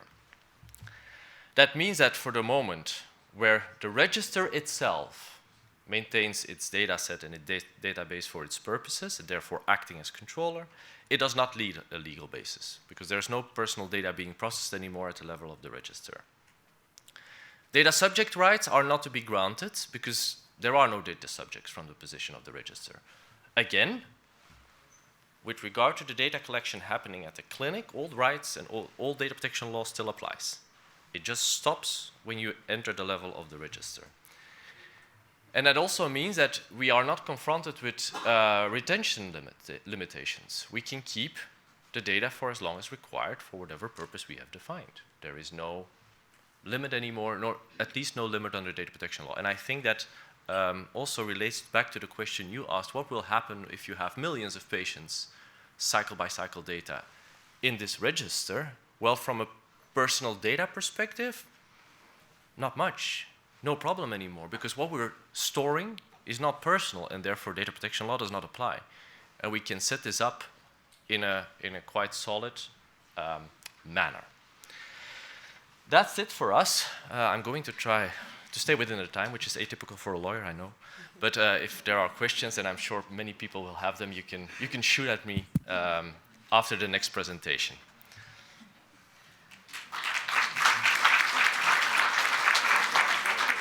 Thank you very much. You have to imagine it's a beautiful presentation in 15 minutes. There are a lot of questions, but we're going to do that after the next one. So keep it in mind, digest on it. For they've produced hundreds of pages legal terms on the IRCC, and just to put it in 15 minutes. Thank you very much. I haven't seen that before, so thank you very much. We're going to discuss that afterwards. Sure. After the next presentation, this is the legal part of it. And to summarize it for a simple doctor, it's allowed what we're doing. And that was a very convenient way that in the end we couldn't do everything, but the way we've set it up now seems to be legally okay, which is reassuring. And the way we're going to go forward is something that Professor Wines is going to address. She was more or less in charge of Work Package 5, and it's on the IRCC concept and the EuMAR registry prototype. And she will enlighten us about this particular subject. Christine, the floor is yours. Thank you, Jesper, but I am also a simple doctor, you know? And I have now to try to explain you all this system that we need to use to get there.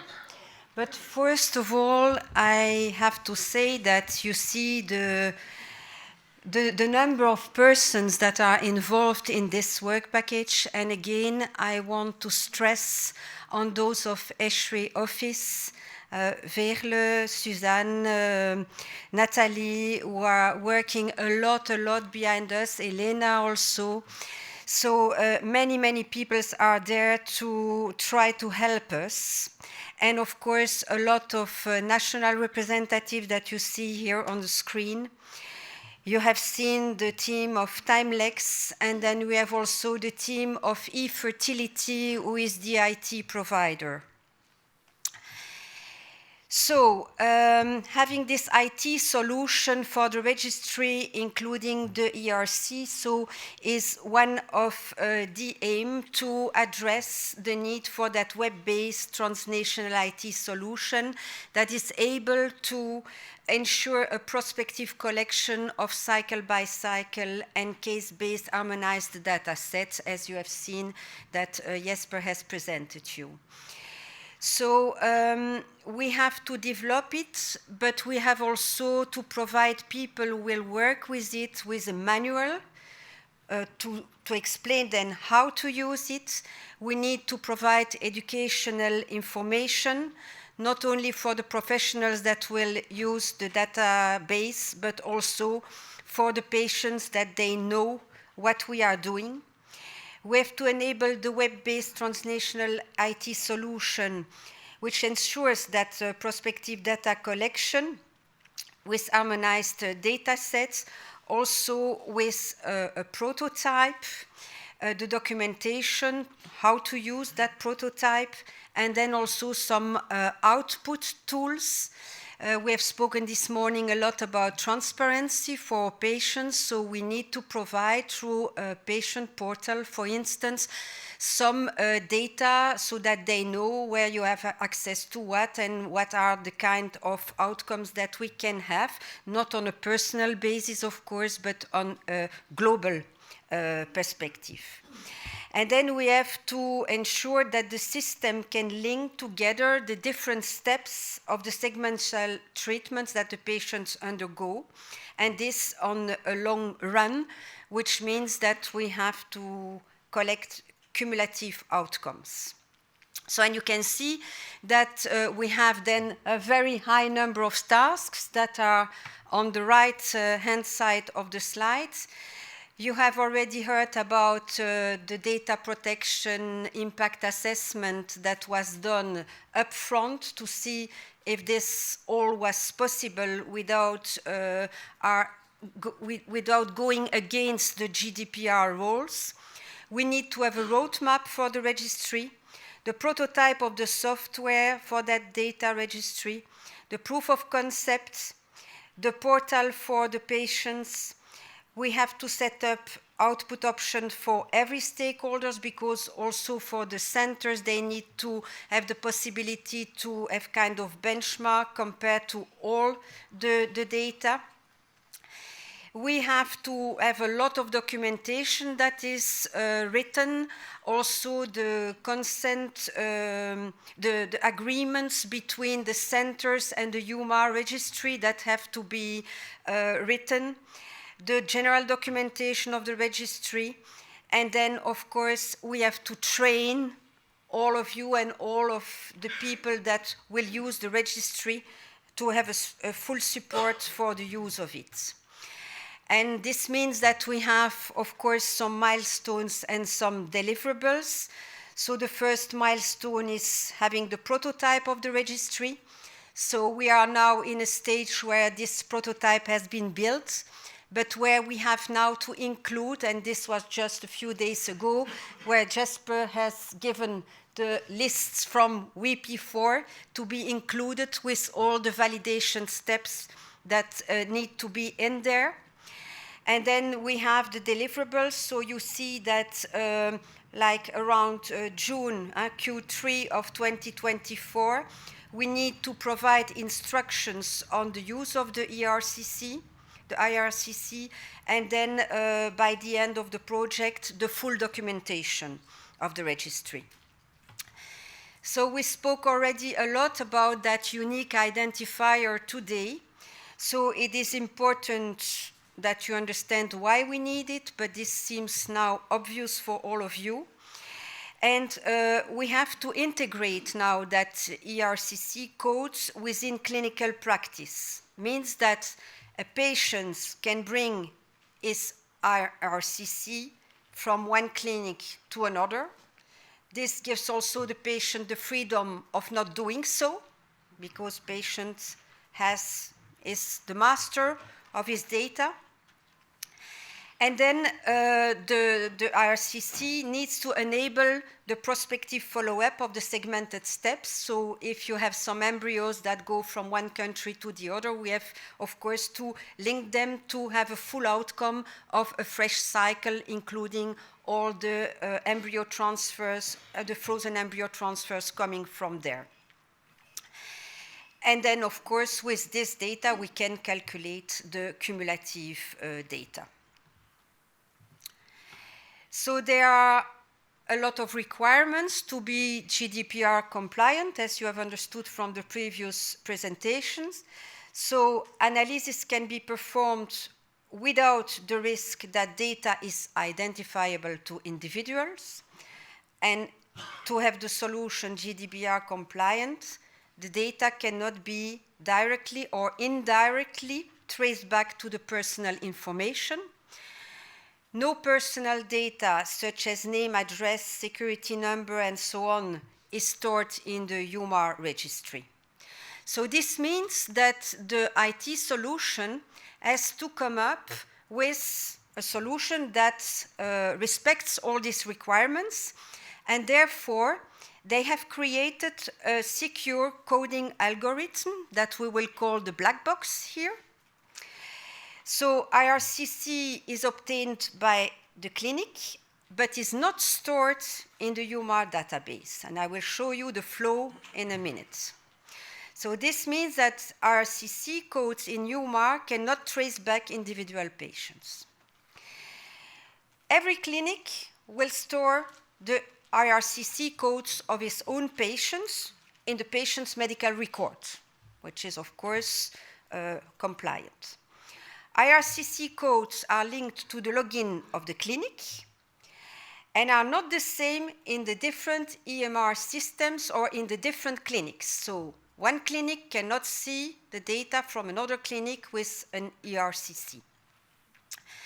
The RCC will automatically renew thus per clinic change because a clinic needs to request a transfer code,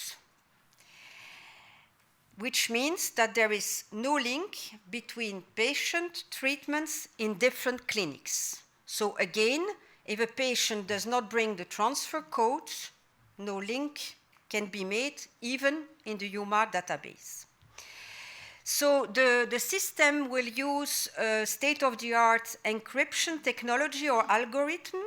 So even in a theoretical situation of decryption, data is not traceable to a real person because the codes in the EuMAR systems will be different from those in the clinic.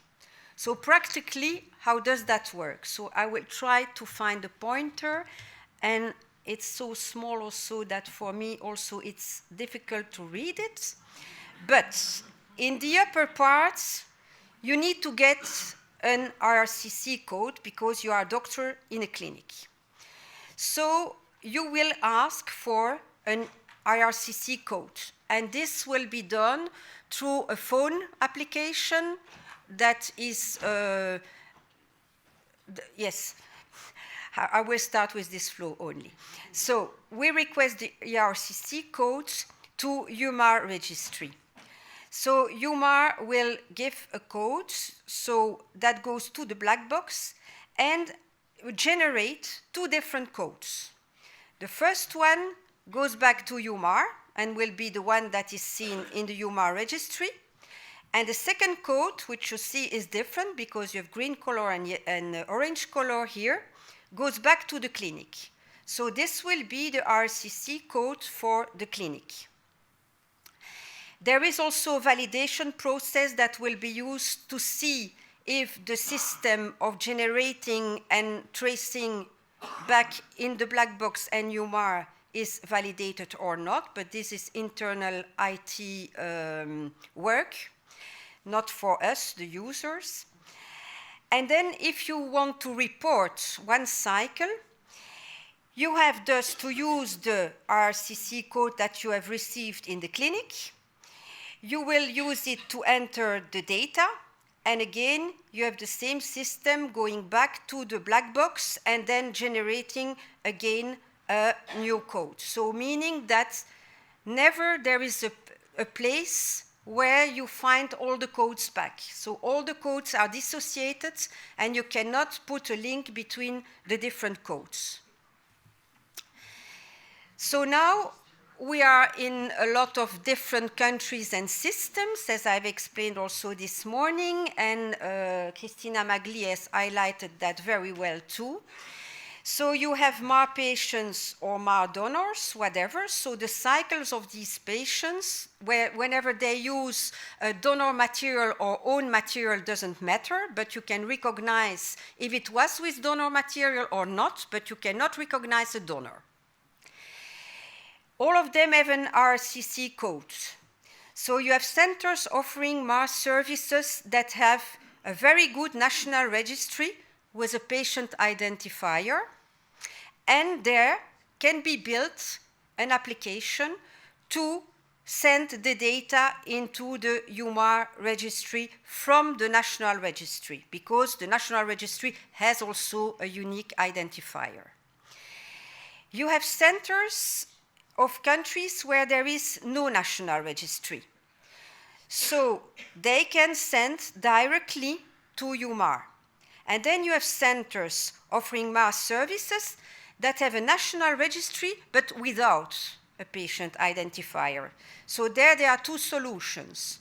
Either they can go directly to EuMAR, or they can go through the national registry without the identifier, but then there must be again an IT tool in between here to generate for all the cycles new codes. And these are practically which kind of tools are needed. So here again, we are with a clinic who has nothing. Nothing. So what they do, they go just straight to EuMAR with a manual input. You have clinics that have electronic medical records, and they can be building of an API that can link between EuMAR data and the EuMAR registry directly. And then you have the situation where a clinic must register the data to a notified body, can be the National Registry or whatever other body, which looks for SAR, for instance. And there again, with an AP tool, can have a translation between that notified body registry and the EuMAR registry. So the whole thing is to avoid duplicating work between the different stakeholders. So the structure of the database has 4 levels of viewing the data. So you have EuMAR, the regions, countries, and clinics. As I said, data are not directly linked between systems to avoid data breaches. So this means that EuMAR will see all clinics, can define regions which attached clinics, and this will be done through the logins. They can define national authorities which attach clinics, so meaning again, every user has their own logging system, and they will define and authorize potentially new clinics. But at the clinical level, one clinic can see its own patients and treatment, and nothing else. Not Clinic A cannot see Clinic B. So this means that the whole system relies on the empowerment of our patients. If the patients decide that you can know that they were in a previous center, you will have the complete data set. If not, of course, a patient can still possibly not say that he went in another clinic.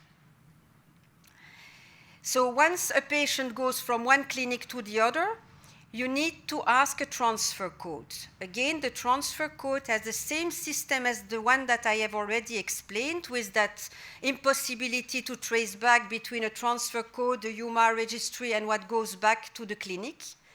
So meaning that the patient has in his hand a transfer code and can give it or not.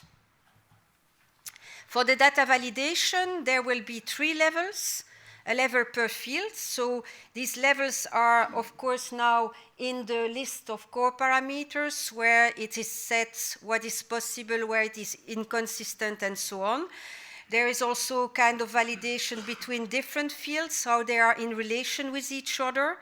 And then there is also validation that relies on some phasing of the treatments, because, of course, when you enter a cycle, you do not have necessarily already the pregnancy outcomes, so there must be some rules for phasing the registration of the different data. So now, just a few screens to let you see some images of the prototype of the software. So as we go through these prototype screenshots, we will give you just a sneak peek at the first version of the EuMAR database, which is getting already updated as we speak, because I said that Jesper had already given his input. And so when you log into EuMAR, you'll see an overview of all patients registered at your specific center only. You can easily search for a particular patient using their clinical RCC. And once you have found the patient, you can click on it, and then you will have a detailed look of all the cycles that they have gone through in your own clinic. Then there is also a system to highlight when something is missing, when something is inconsistent. And when we go through the when you have this kind of attention, it means that you have to focus on one or the other data. Does not come through? Oh, sorry, I don't see it here. Let me see what is coming on the screen. Yes, so you have the cycles of one patient, all the cycles that were in a single center. And then, of course, when you go into one of the cycles, you can have the details of that cycle. And you have some potential attention marks that tells you that you have to focus maybe on something that you need to update if it is not yet correctly registered. Yes, I think I have difficulties to see the screen, but yes, this is it. So it's only a few screenshots to show you all the variables that are already in there. You have here the cycles when you have a transfer code.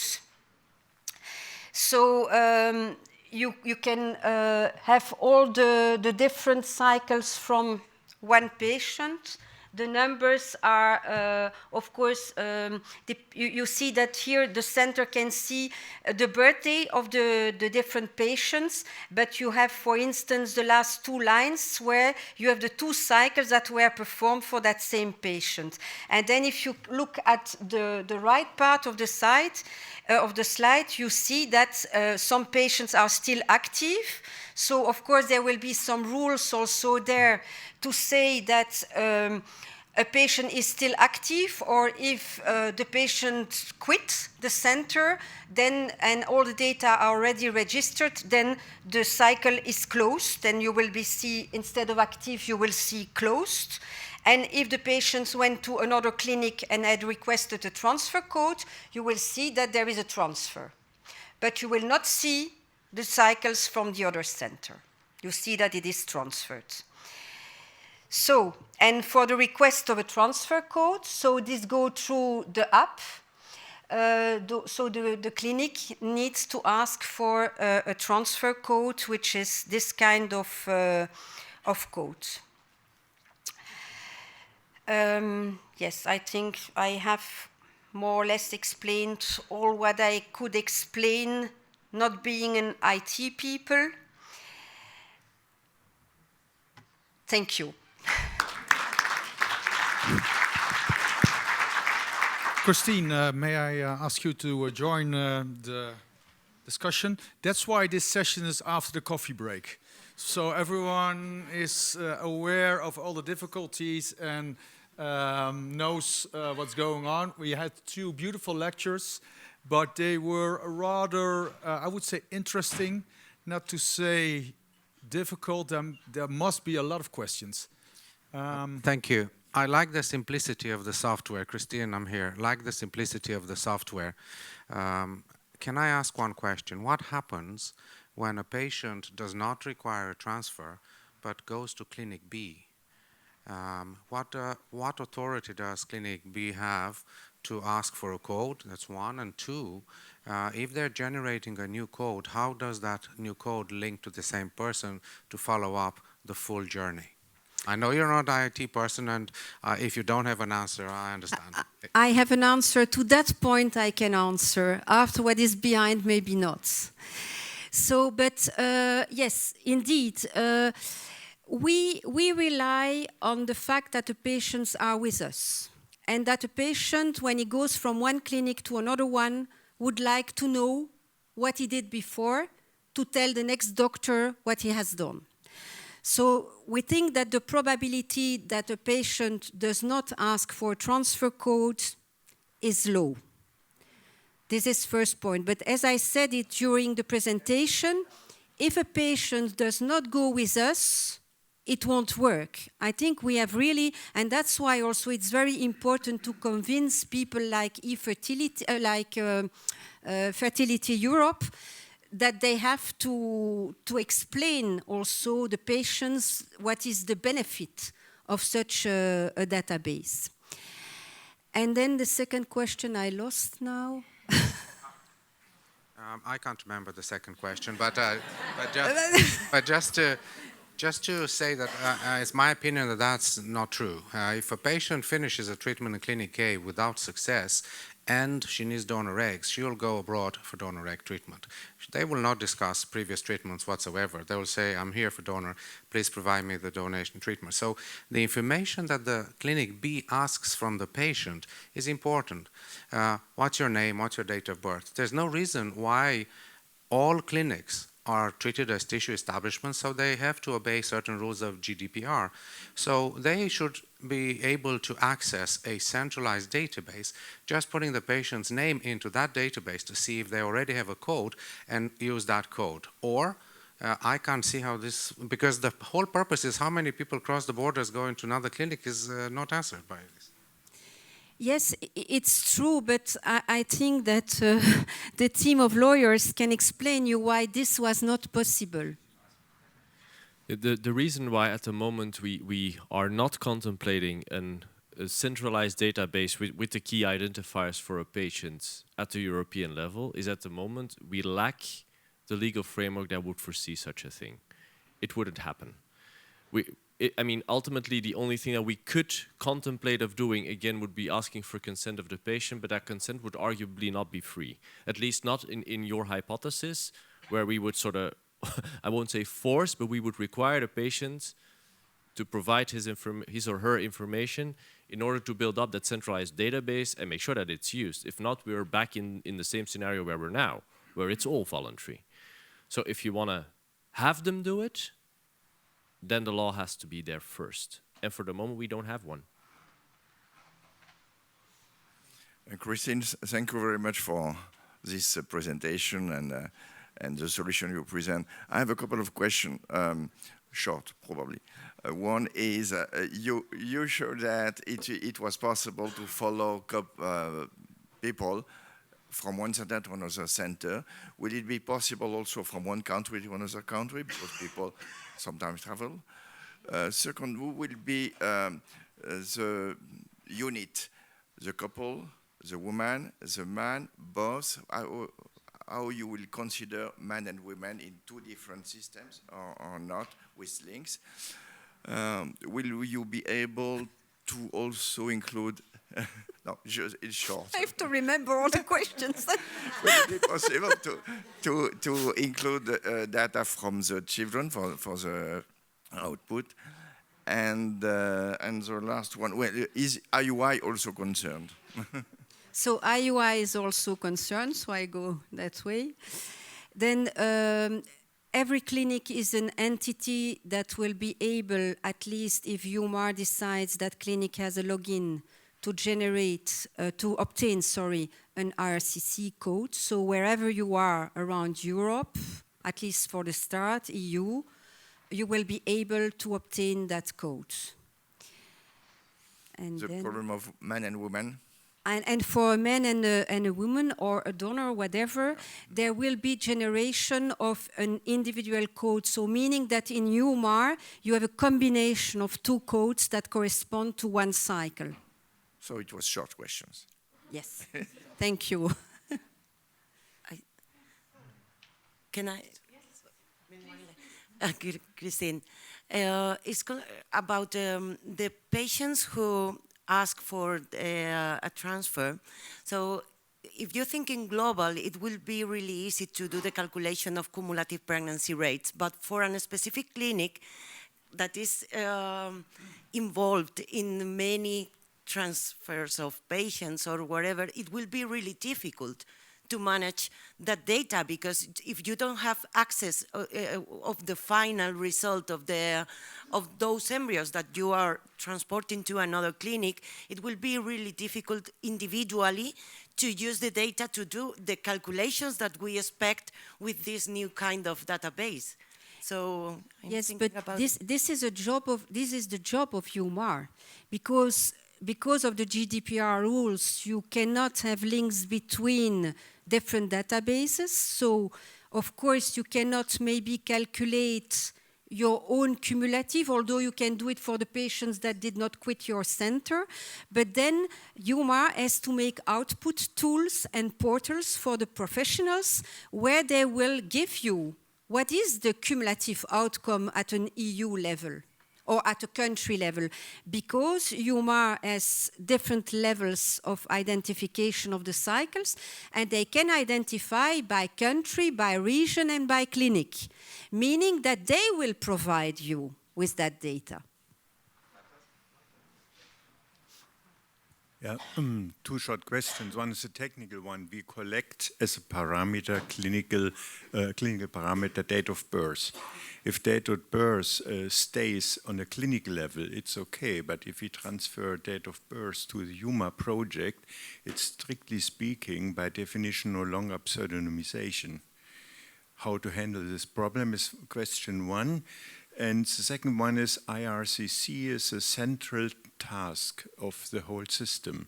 Some national authorities might deny it or are reluctant to IRCC implementation. For example, the German Ministry of Health, my goodness. How to handle this situation? I can take the first one. With regard to the date of birth, that's a valid remark. So what we would do is we don't keep the exact date of birth, we keep month and year. And on an aggregate level, given the amount of data points you would have in this register, it would no longer be identifiable, not on the basis of the date of birth.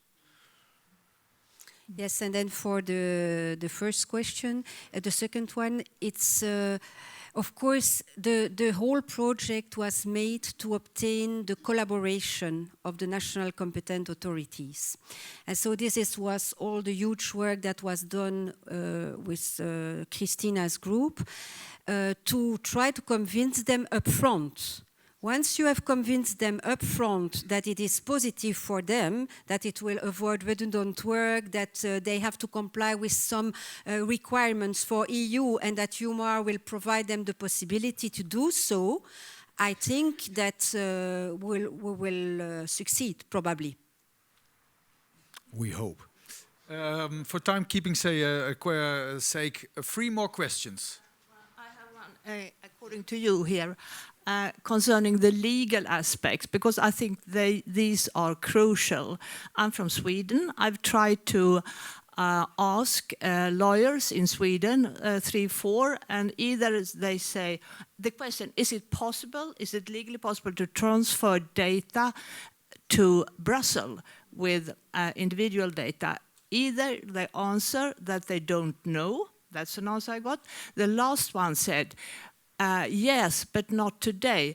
The EU legislation has to be changed first. So my question is there a change going on in EU legislation for this issue, which will be above the national laws?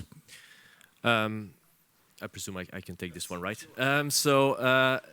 First of all, as part of this project, what we've done is we've inquired all member states through local law firms to understand what the local requirements are. It is very clear that at the moment we have no unified approach whatsoever at the member state level, which is one of the reasons why we had to have an argument to back us in our position that we don't process personal data. As long as it stays personal, for the moment you're completely right, without the intervention of the European Union at union level with dedicated legislation that would allow this, it would be very hard to make it happen, if not to say impossible. Which is why we went with a different tack. If we can't do it under the GDPR, then we must make sure that the GDPR simply does not apply.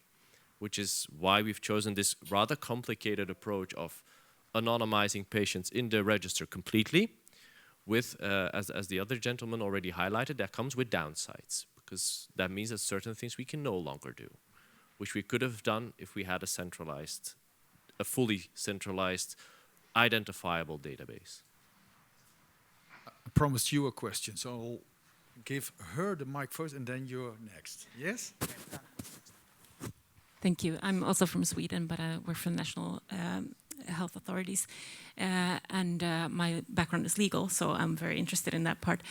And I wanted to say the reason why many lawyers also say they don't know is because we don't know exactly what parameters will be included. And now we've had a presentation of some of the parameters, And having seen this pilot or what you showed, Christine, I wouldn't say that it's not non-identifiable when you can see the clinic and you can see the month and year.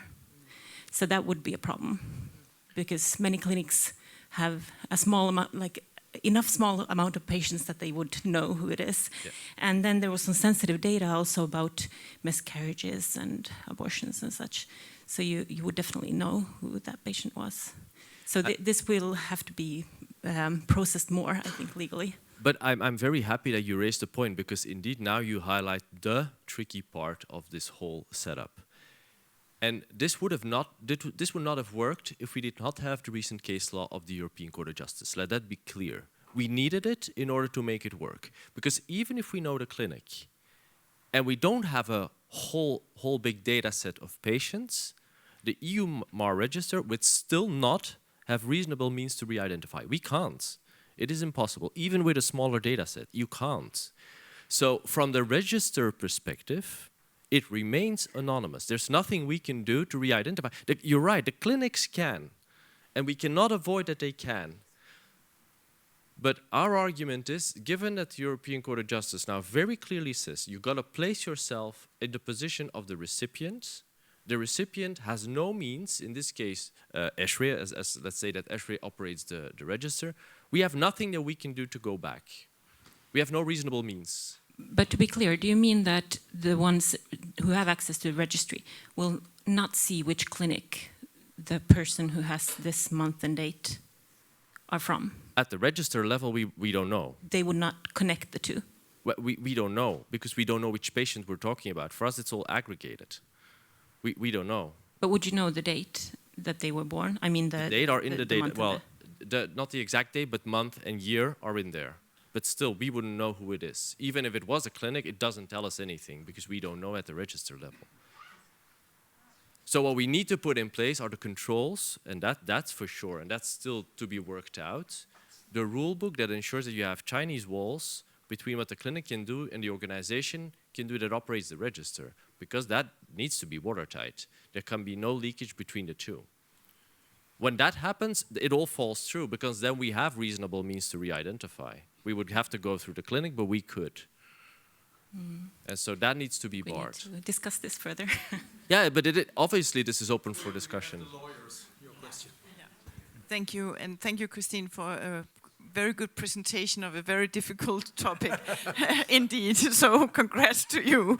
And this is not to offend you or anything, but I was just wondering, cumulative live birth rate with only transfers, that's not cumulative live birth rate. The 10 to 15% that never ends up with a transfer. So I think we should be very cautious about saying that it will be cumulative live. That will be super optimistic cumulative live birth rate, at least. And then also I was wondering about the freeze-all cycles, which are accounting for about at least 20% in many settings now, and the fertility preservation cycles. How would they count in this when you only include those who have a transfer? So for the first question, indeed, you need to have a system that obliges you to take an RCC code from the start of your cycle.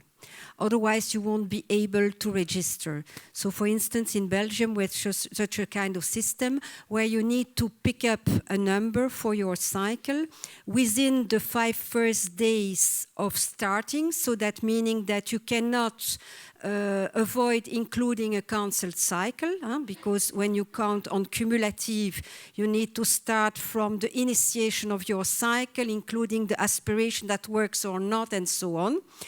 So, of course, if you say the center could hide some data, but they could, but they, yes, but they have kind of collaborate too.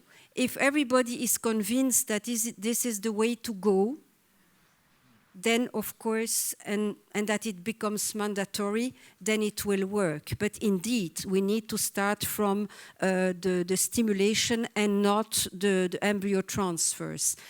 And after that, I think it's rather a question of how the parameters are defined and built and what outcome parameters are calculated. But at this stage, and you correct me if I'm wrong, Jesper, they have made the definitions and identified the parameters. But now comes the second part of the work where they have to see which kind of calculations they will make and starting from what item in the database, correct? Yes, indeed. To come to cumulative, what we all want, it's a hard deal. It's very difficult.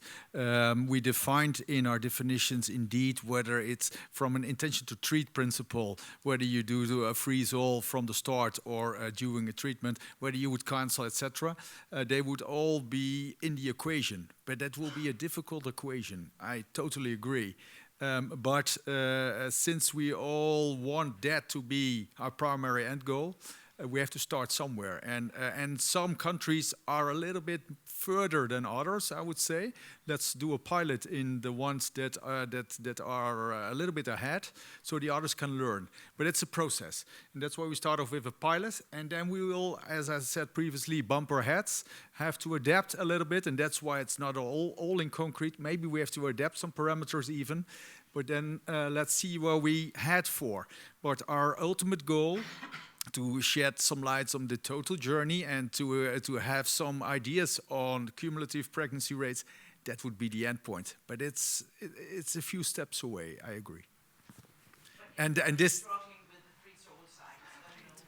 Yes, and it's a new entity, I would say, since the vitrification. It's a totally new ball game, I would say, in all the countries, also in ours, and we have to put it in the equation as well. That's why it's also one of the things, the parameters we put in the only for 64, but you already mentioned maybe there are too many. Others say there are too little.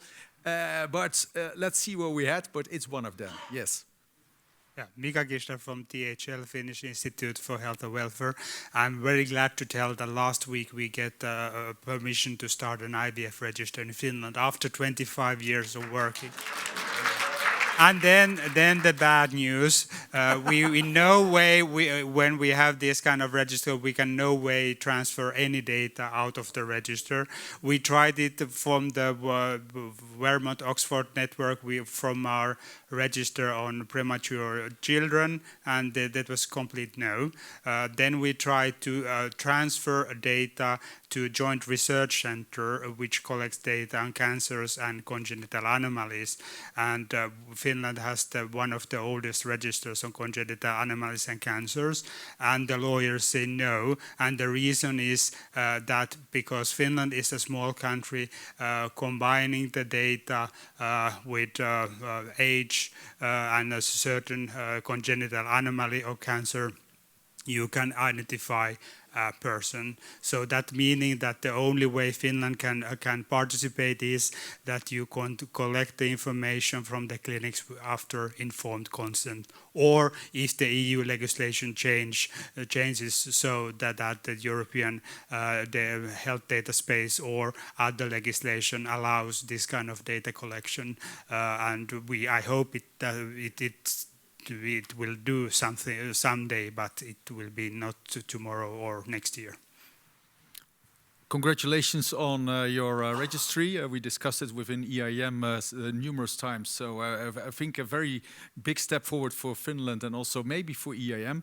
The second step would be, and it's also, it relates to previous questions, that not all countries will be there at the start. They need to be convinced. Maybe even the registries need to be convinced. Maybe even EU needs to be convinced.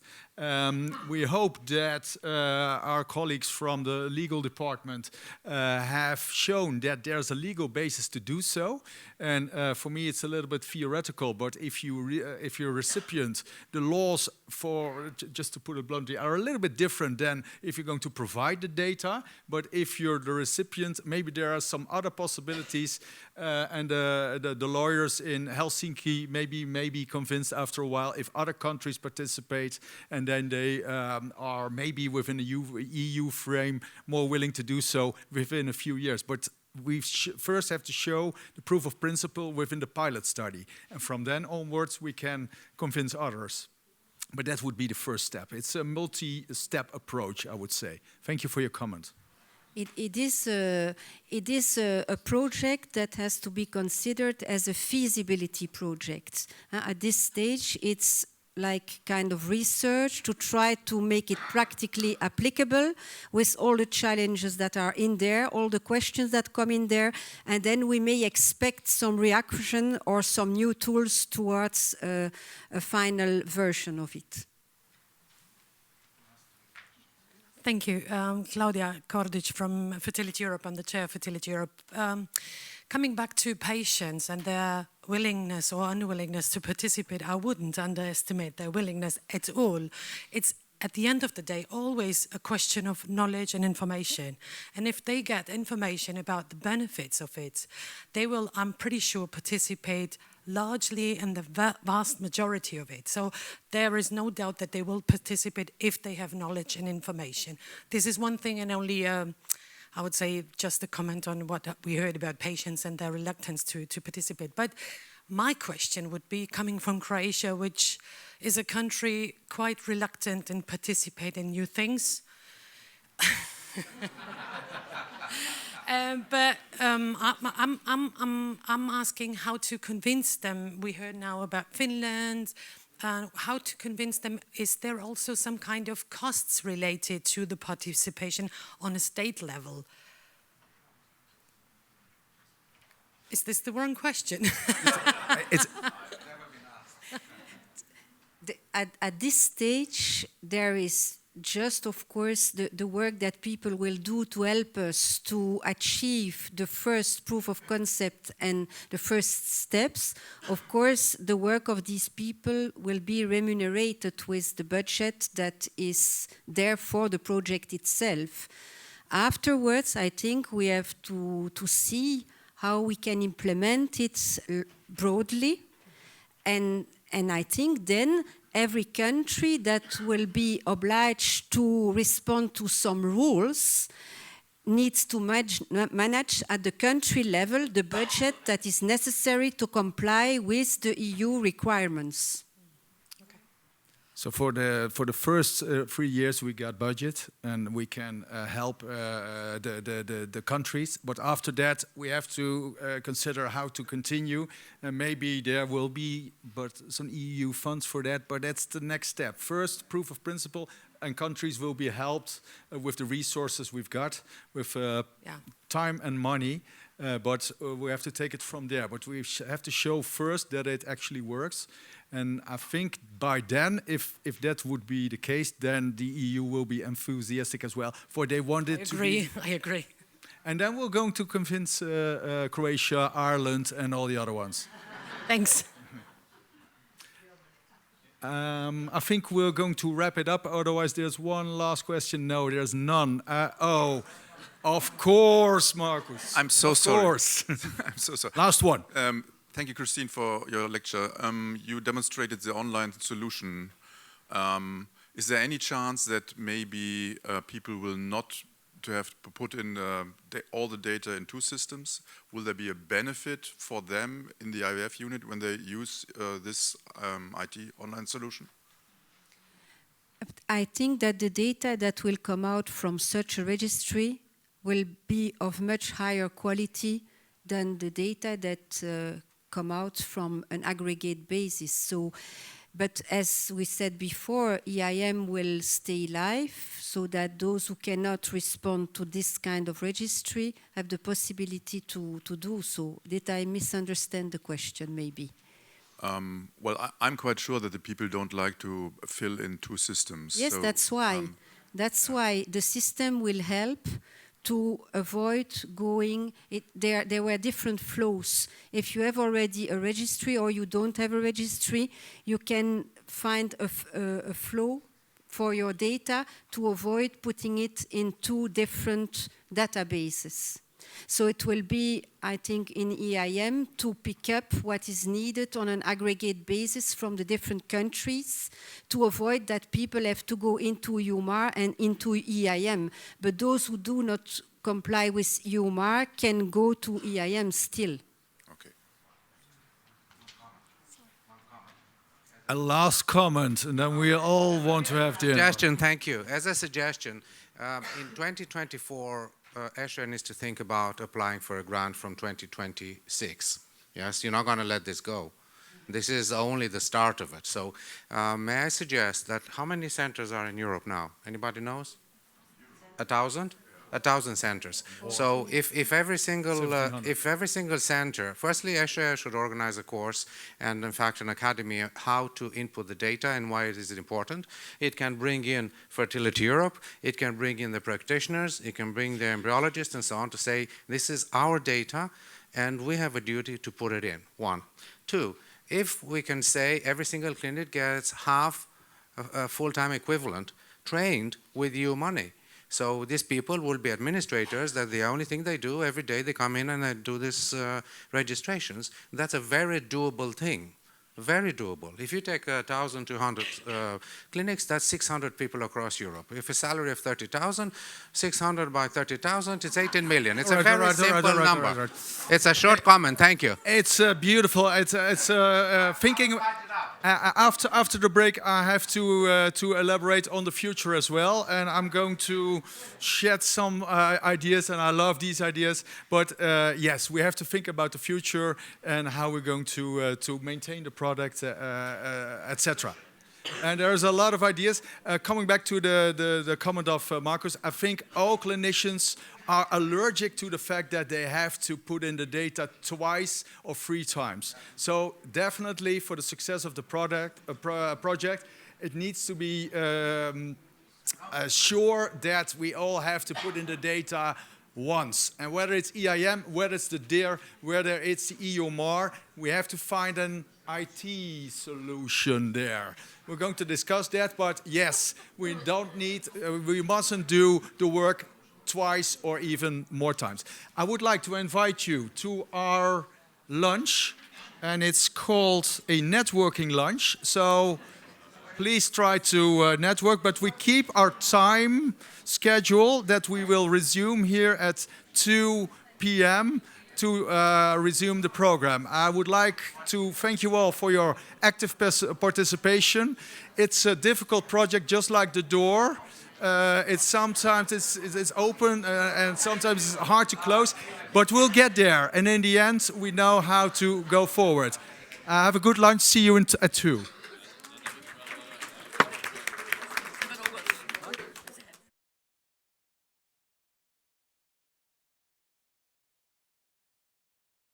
So then this is for the next step, and it's my pleasure to introduce Christian de Gater, who will tell us what will happen with the pilot study concretely. I have to wake you up. So yesterday, we have to talk about glossary. Yesterday I came by plane, and in the plane there were 2 pilots. And those 2 pilots did not have to prove the feasibility of the flight, otherwise nobody would have entered the plane. I have now to present you with a pilot to prove the feasibility of EuMAR. So there is one word for 2 different things. Of course, setting up this complex system with all the rules and the caveats, we have to check whether the system works. There are various aspects to that. And we started with preparing the pilot study in September. So this is a very early stage of this ongoing project.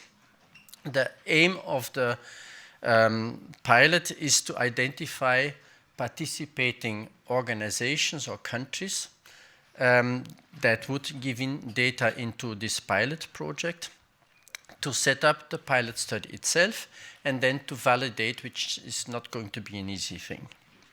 And at the end of the validation, we will have to present the funders of this study with a validation report. So we are now in the process of identifying countries that are willing and also able and enthusiastic enough to participate in the pilot study. We are contacting all the stakeholders, which may be NCAs, national competent authorities, but also institutions that perform the treatments. And not last but not least, the patients as an important motivating stakeholder. We will then have to make contracts with the participating countries, and there will be 5 countries that will be invited. So we will have to make contracts with them, formal proposals, and perhaps, but that is pending, also prepare consent forms. The choice of those countries depends on achieving as high as possible variability in participating countries. As you've seen before, some countries have already a registration system, a registry working, so we will ask countries that have a working registry, other countries that don't have one. Some countries have an aggregated type of data registration, others have a prospective system, so we will have a variability there as well. And also we intend to have a geographical diversity, North, South, or Europe, East and Western countries. Of course, we have to be able to communicate, and we don't do that in Latin anymore, so we will use English for that. And of course, everybody has to be motivated, not only we, but also the participating countries. So this is what is being done now.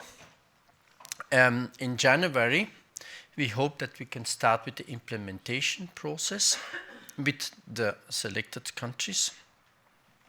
We will provide those countries and institutions with linking API, as you've seen before, so that they can enter the data directly into the EuMAR system without having to key in the data double.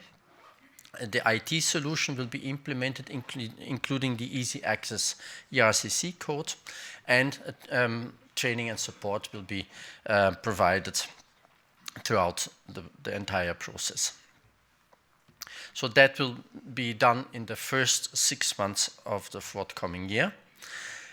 And then the pilot study will start on the 1st of July. Of course, July is a difficult month because of holidays, or an easy month if you want to say so. But then in July, we aim to start with collecting data in the 5 selected countries of newly started cycles. So patients that come for the first time in an institution somewhere in those 5 countries, they will then ask for an ERCC code and start to enter the data when the treatment is running.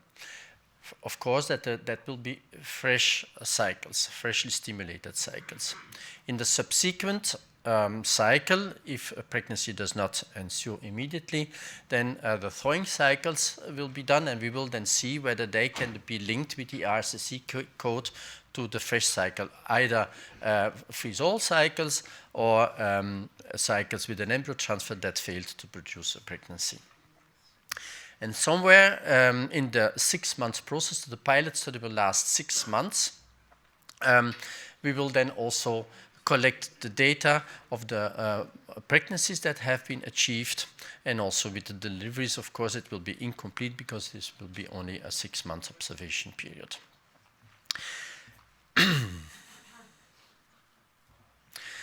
What do we want to find out with the pilot? Of course, the feasibility, as I said, with the comparison with the plane. Is it possible to prospectively gather data cycle by cycle, freshly stimulated cycles, subsequent thawing cycles, and interconnect those? And that's not going to only be IVF or ICSI, that will also include intrauterine inseminations. The functionality of the IRCC code, and also of the software to enter the data. The usability of that will be verified. And we will also try to make a diary with all the participating centers so that we can check the compliance. Are really all the patients being registered that present newly? Or do all the institutions in each of those 5 countries participate? Are there renegades that refuse to enter data? All that will be analyzed and quantified. The data will then be validated. We know in each of those countries from the EIM database how many treatments are being performed by how many institutions. It will not be completely, it will be a comparison with historical data because the EM database is always lagging 2 years behind, but we will be able more or less whether a country with 3 institutions is fulfilling the data collection in comparison with countries with perhaps 40 institutions. We will also compare the outcome data with the EM database with historical controls. We will see how many IRCC codes are being asked for and how well they can be collected. And of course, we will evaluate the complaints, the problems that arise, the thoughts that arise. We will also check the compliance of all the stakeholders. And I've put this slide of the team working in the pilot as the last slide because each of the photographs shows a smiling person. And I hope that by the end of the pilot project, we will not have 5 persons all weeping. I thank you for your attention.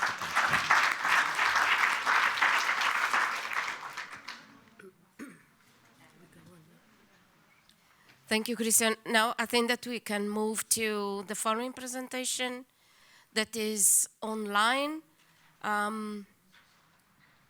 DG Santé should be with us at the moment, well, online, virtually. Good afternoon, Christina. Good afternoon, Christine. For those of you that who don't know him, is Stefan van der Spiegel, but everyone knows you. So, okay. So we see your face, so you can share your screen. You are also smiling. Excellent. So this project is bringing a lot of smiling. We should record this presentation and look again in 5 years. Okay. Okay, up to you. No, thank you. So, yeah, just first, thanks again for this opportunity to speak here to you. Unfortunately, I really regret I cannot be with you even if we are in Brussels, but we have intense negotiations at the moment ongoing with the Parliament and the Council. And, excuse me. All right. We have intense negotiations ongoing, and that requires me to stay here. But do you have with you our new colleague, Christina, who is going to follow much closer the digital registry efforts from the professional societies that we have in the SOHO sector. So not only yours, but also from the bone marrow transplant colleagues and from the organ transplant colleagues. So it might become interesting also to exchange some knowledge like that between the professional groups, and because you're not the only one to do this work. So good. That being said, I have a couple of slides that I wanted to take you through. I think they will follow nicely on what Christian just presented.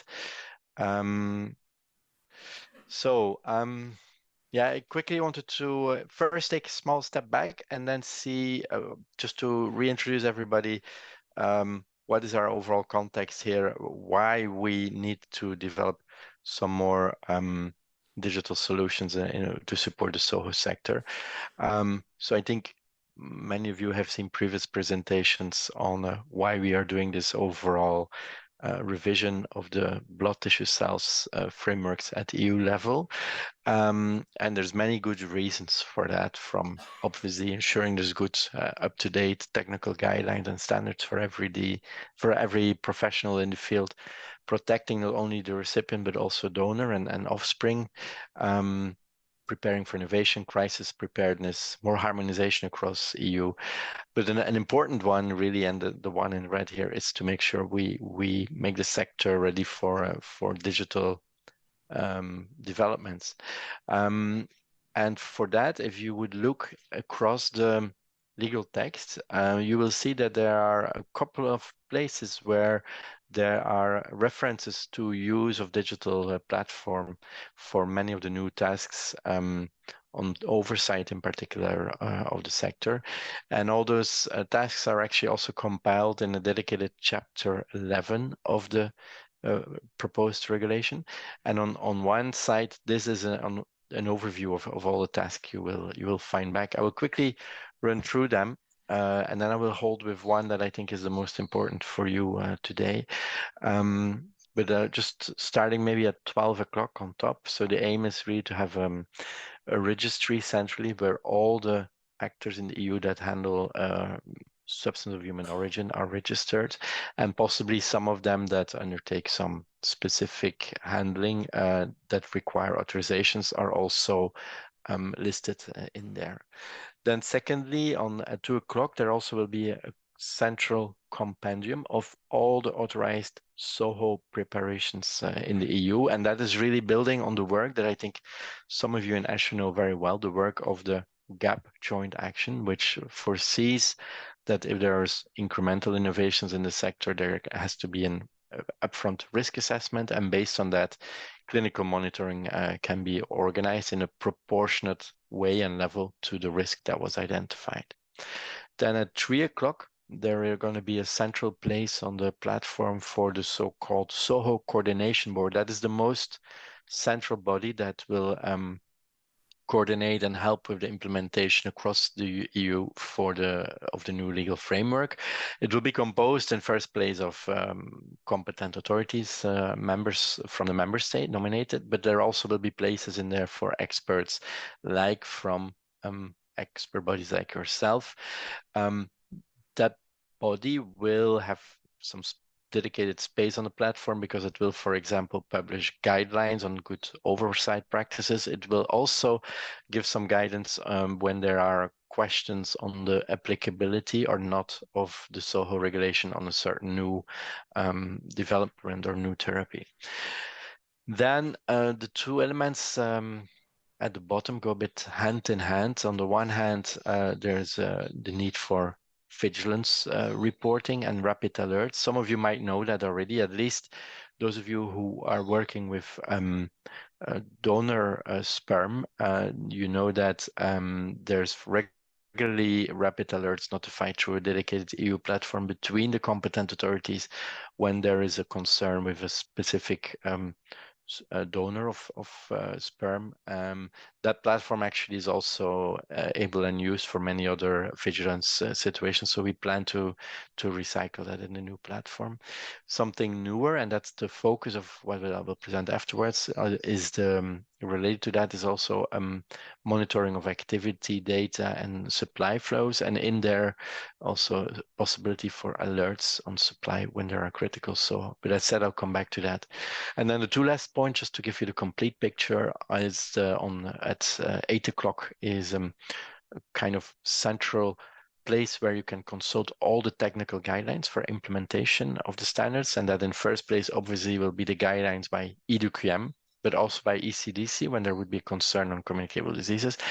And we will also aim to integrate there, possibly if some member state want to add some additional more stringent requirement, we will also try to bring that together there. So the aim really is to have one central place for you professionals and for authorities to bring all the expertise, to bring all the guidelines together, sorry. And then the last bubble at 10 o'clock is a minor part. It's really a list where it can be made clear who in the member states are in charge of the different oversight tasks. So that being said, a couple of upfront reflections or overall horizontal reflections that we need to take into account when developing this platform.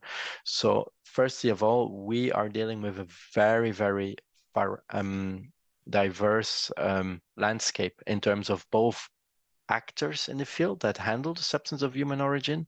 We have more than 5,000 of them, but they are varying from academic hospitals to small private clinics to non-profits like the Red Cross that is supplying blood for a whole region or country. Also, we see very different organizational models. So the platform we will develop will have to fit to all that. Furthermore, also the SOHO authorities and the way they are set up can vary quite a bit across countries. We have small countries, large countries. Some have dedicated authorities, like dedicated expertise on medically assisted reproduction, like you would have in France. In other countries, you don't have that. Then there's also the regional setups, the regions that play an important role in some countries like Germany or Spain.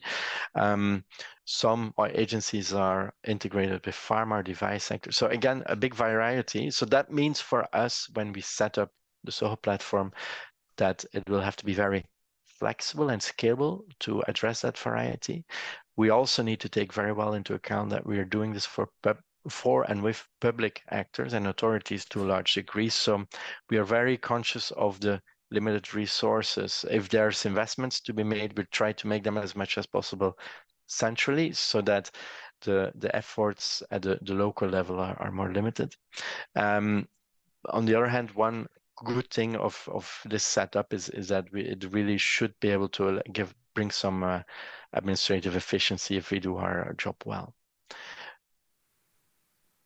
At this moment, we are not at the beginning of this process. We have already done some early screening, interviewing, understanding of the sector and of the needs.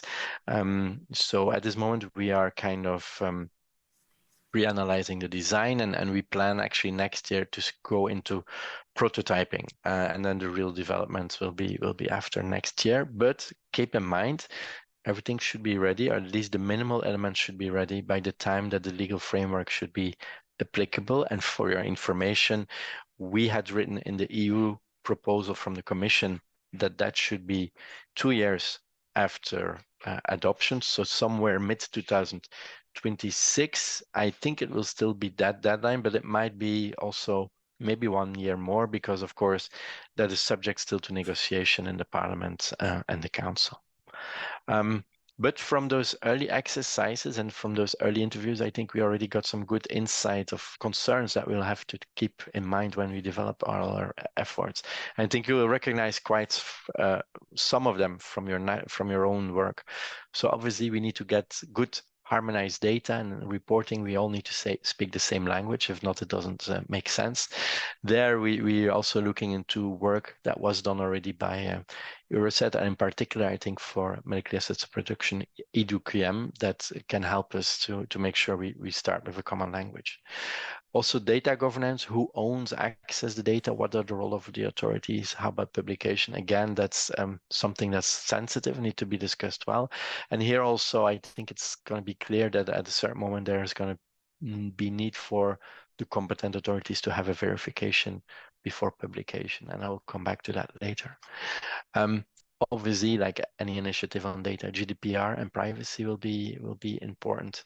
There, though, from a first analysis, the good news is probably that we do not really need personal data at EU level, at least in the EU platform, but for possibly 2 exceptions. One is some of those alerts, and I refer to one like an example of semen that has a problem that needs to be communicated to many countries and establishments across Europe. That is not really fully anonymized, but pseudo-anonymized, but I think we can manage that. And because we do it already, actually. The second is, the possible coordinates of responsible persons in entities, where we also will have to be managing that. Another big question, I think I also saw it coming a bit on the sides before this one from Christian, is how to make sure we are flexible and to allow that the data come at best and easiest into the SOHO platform. And there, I think we really will have to take account of 2 typical models. One, it could be a direct entry by establishments, entities into the SOHO European platform, but also we would make sure there is possibilities for those data by the entities rather to be uploaded in other existing registries, national or international, like what you are developing now with ESHRE, and then organize uploads from there into the SOHO central digital platform. obviously, everybody needs to know the same rules to use this platform. So we'll have to, but we have some good practices, I think, there to build on that we'll have to develop. Also, there's always in this kind of endeavors a transition element, and it needs to be accepted. There we are already today leveraging our EU4Health actions to support professionals as well, competent authorities. And I think EuMAR is a bit of an example there itself, but I think there can be more, and there probably will need to be more in the future. And then, also we need to be aware that, of course, we are working all with living, with projects under development, so living tools or platforms. So it's going to be important that there is a good view on what exists already in the national at EU level, and also that EU plans that some first specifications come soon, so that alignment can be looked for. And then the last positive thing of platforms like this is that it would allow for some automation, so some verifications, for example, or consolidation of data reporting. There, I think we will really try to make sure that the platform does a lot of the work for us and for you. So then I wanted to just say something on this, as I said before, on this bubble on activity data where supply flows are to be monitored and where also alerts are to be set up. So how first, as an overview, how could that look? As I said, the key roles as they stand are really that entities have to report every year a summary of their activity data. The authorities, they need to verify that those data are submitted and complete, and also they need to publish every year a report for their area or territory or mandate. And the Commission actually has to do the same at EU level, an annual report. And those data, of course, they will be very useful for the policies, also on sufficiency, also for the work on vigilance. So to have denominators for serious adverse reaction events or serious adverse occurrences, and also to give visibility to our work. Now, that being said, and I think this call out here is important for you. As I said before, the data of the entities do not necessarily need to come straight into the platform. They can also go through existing professional registries that then is also can play already a role in the quality verification, and then submits the data centrally. So what data legally are at this moment requested to be reported? Largely, it's collection data and application data. And then for those who do really donor recruitment, like sperm or egg bank, there's some data, and also more important for them, some data on import-export distribution. But I think for many of the IVF establishment, those it will be really limited to collection and application data. So what do we have so far? As said, I already referred to a couple of things. We have some first data harmonization exercise, in particular with EduQM. We have some preparedness planning work, but that's, I think, a bit less important for US IVF sector. This is important for the blood sector, for example. We have some guidelines developed already for from the Vigilance Expert subgroup on how annual data can be aggregated. We also have external work done with EduQM, with some stakeholders, and also with to define really a bit better technically how the platform should look like. So this is an example. It's really draft, but just a bit to show a bit how the flows could be. Entities submit the data to an annual into the central place. The competent authorities verify it. Then the data get compiled also per competent authority, and they publish it. And then the Commission does a further aggregation and publishes also a report. And of course, everybody should be able to access and query the data and to make best use of them. Of course, this is a flow where the registries are not brought in, but we can make an equal flow with an additional level with that intermediate role as set for professional registries. On supply alerts, there's not, in the end, actually, well, we have a whole module on that, but in the end, I think a lot of it will look like the alerting we have today for vigilance. We have, and this is a bit outdated maybe, but just as an example, we have some formats on how to notify serious adverse reactions and events, and they are then there's then a flow protocol to inform that to the competent authorities that can also give feedback and follow up.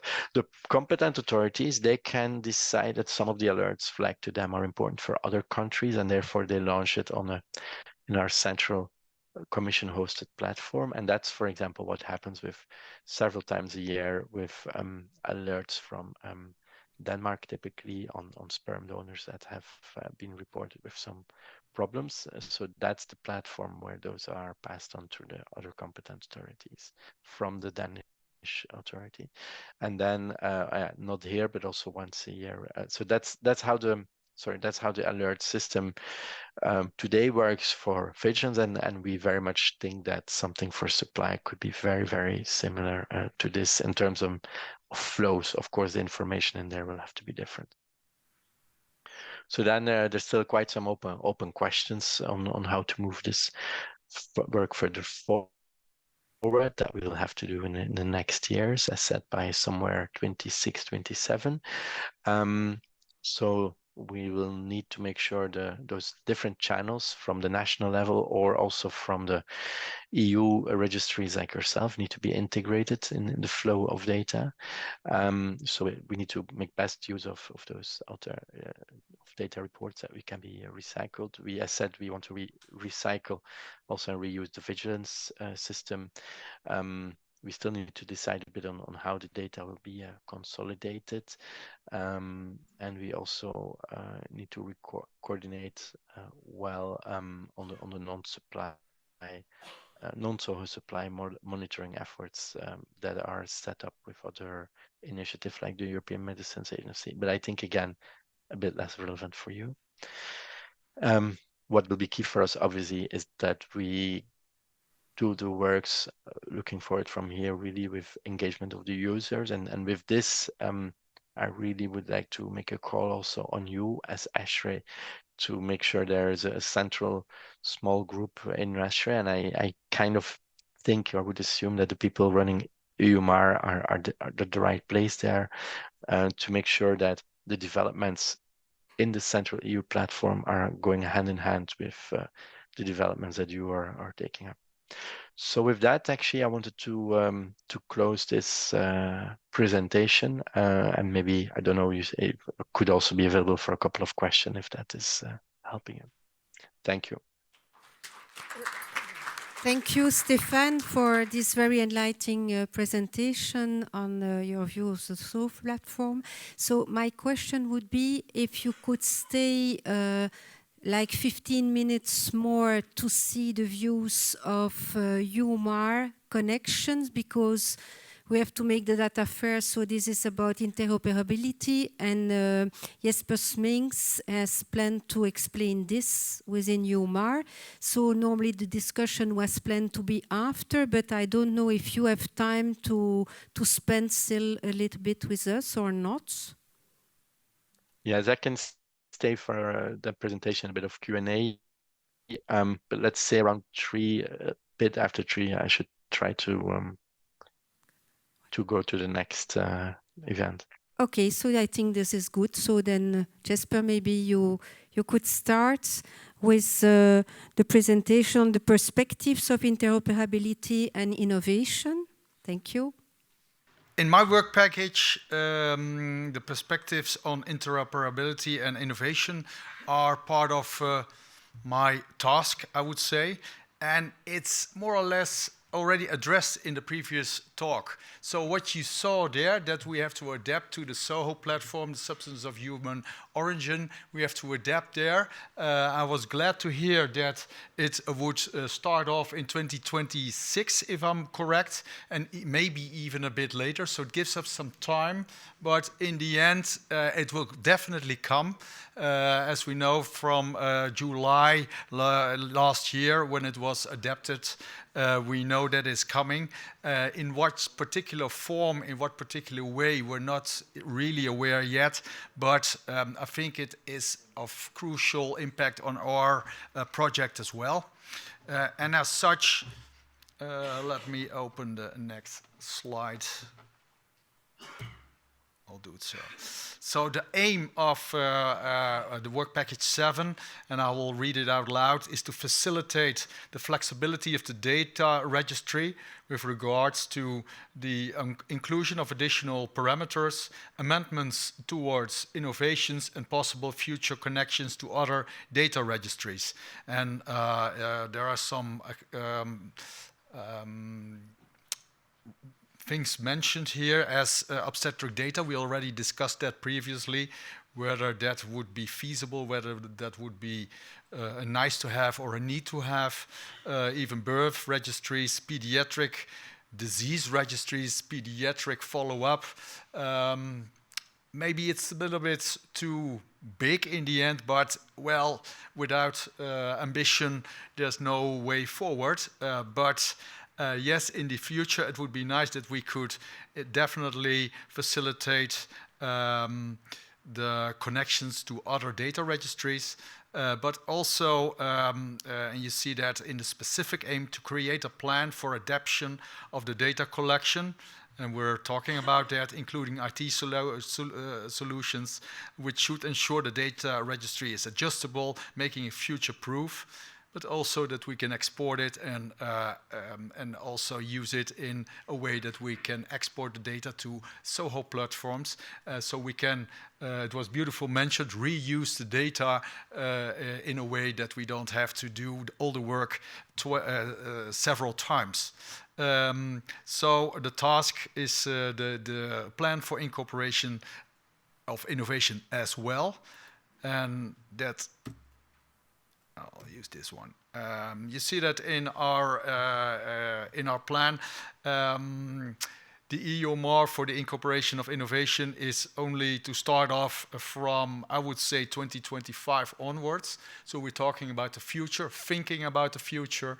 That's why our work package is, I would say, has not really started yet, or in a way it has already started, for we all are thinking about how we can really use the new EuMAR system in existing registries, but also with the registries that are about to happen, and whether we can facilitate the two, and in a way the milestones are at the end of the project, so we can actually share our ideas on the future of EuMAR in relation to other entities.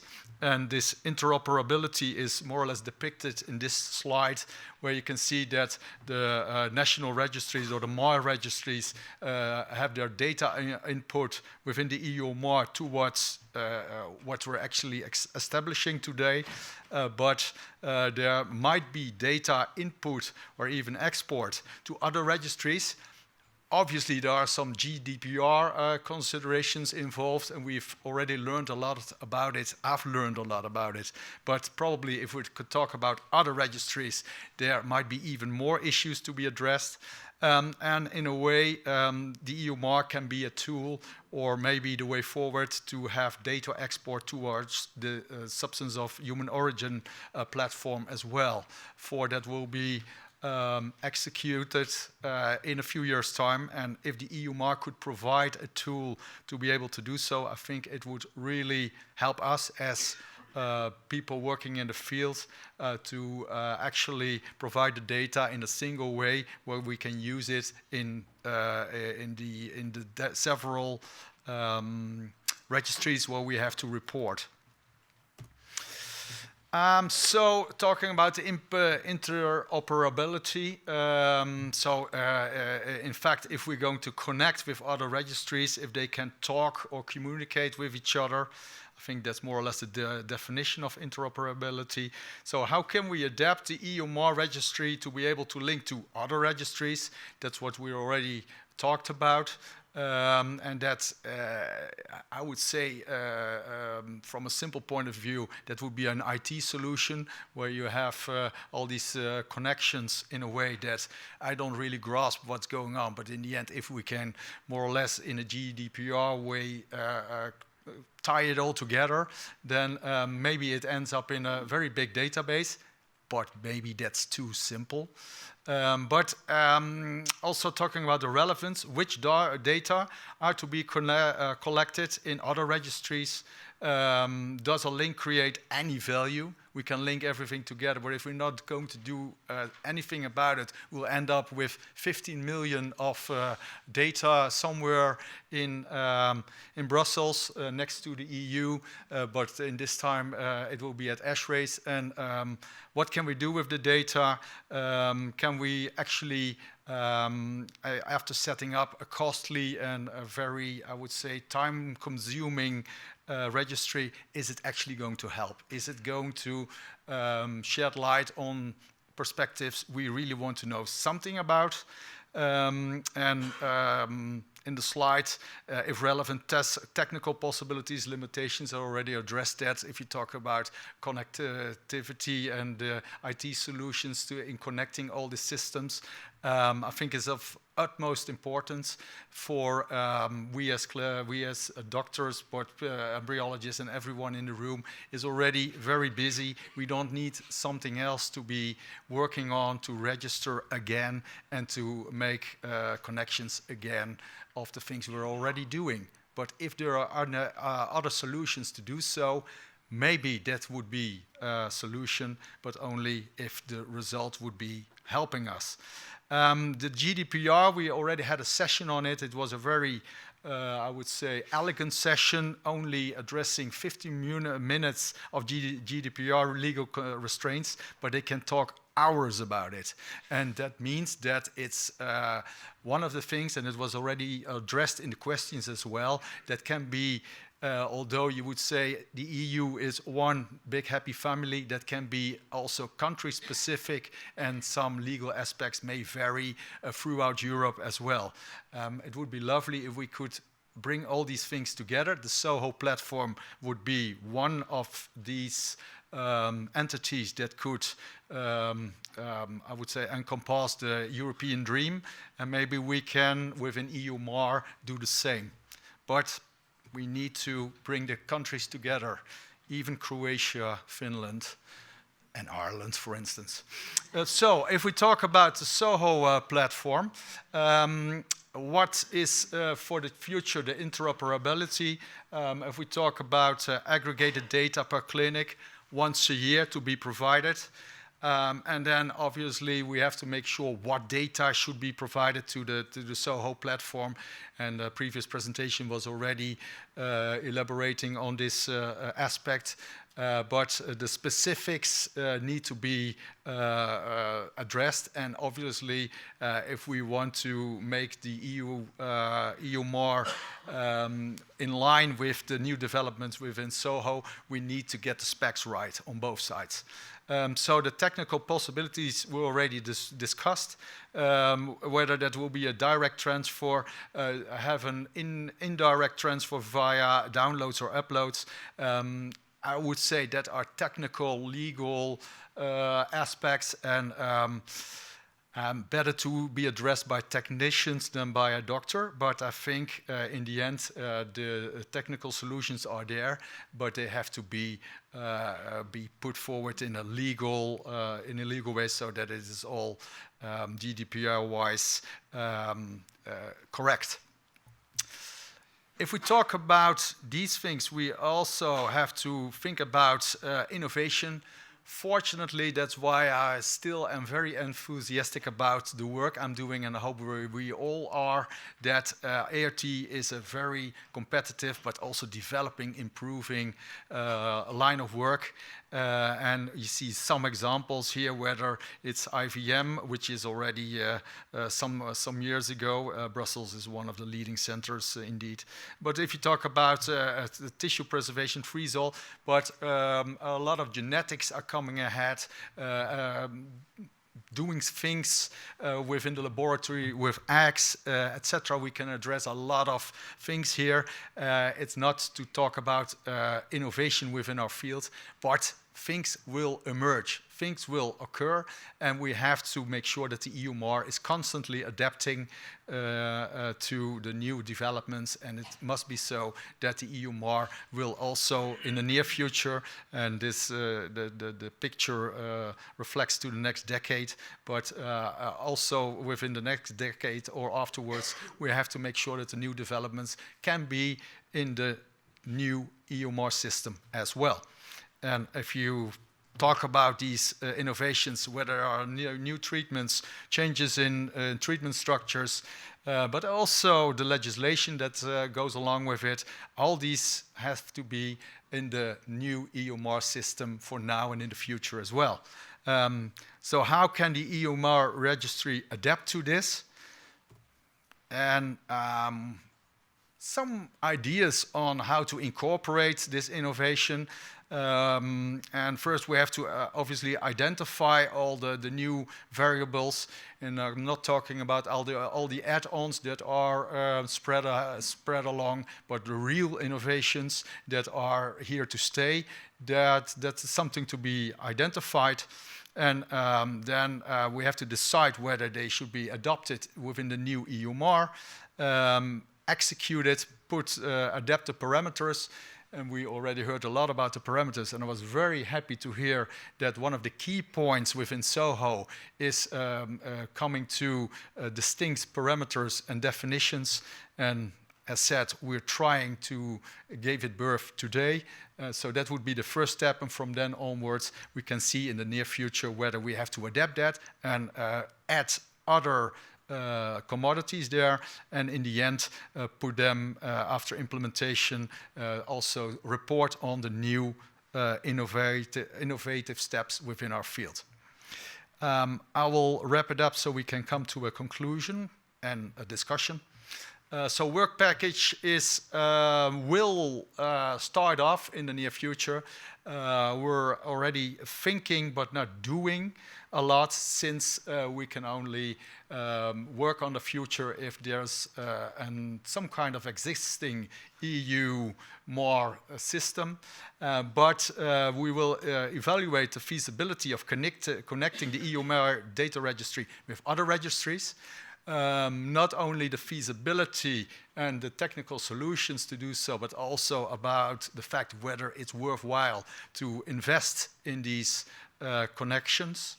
We have to think about future parameters that could be added to the EuMAR, reflecting the changes within our field.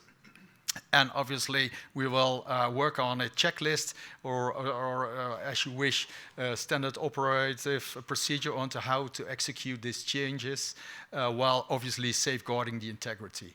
So that will be the steps for the future. And I think we've come to the end of this presentation, but to the start of the discussion, wouldn't we, Chairwoman? Thank you. Chairwomen. Women, sorry. We have two. Yeah, but yes, we a have lot of plus one. So, chair people, come along. thank you, Jesper, for highlighting this. So so now it's time for discussion, and thank you again, Stefan, for staying with us during this discussion, because I think there must be a lot of questions coming out from this. We also, when we thought about the EuMAR registry and how to build this and how to write the project, we were already thinking how maybe we can rely on what has already decided for the SOHO register, but this was not the case. So when can we really interact? That's the question. Okay, thanks. I think that's a very good question. I think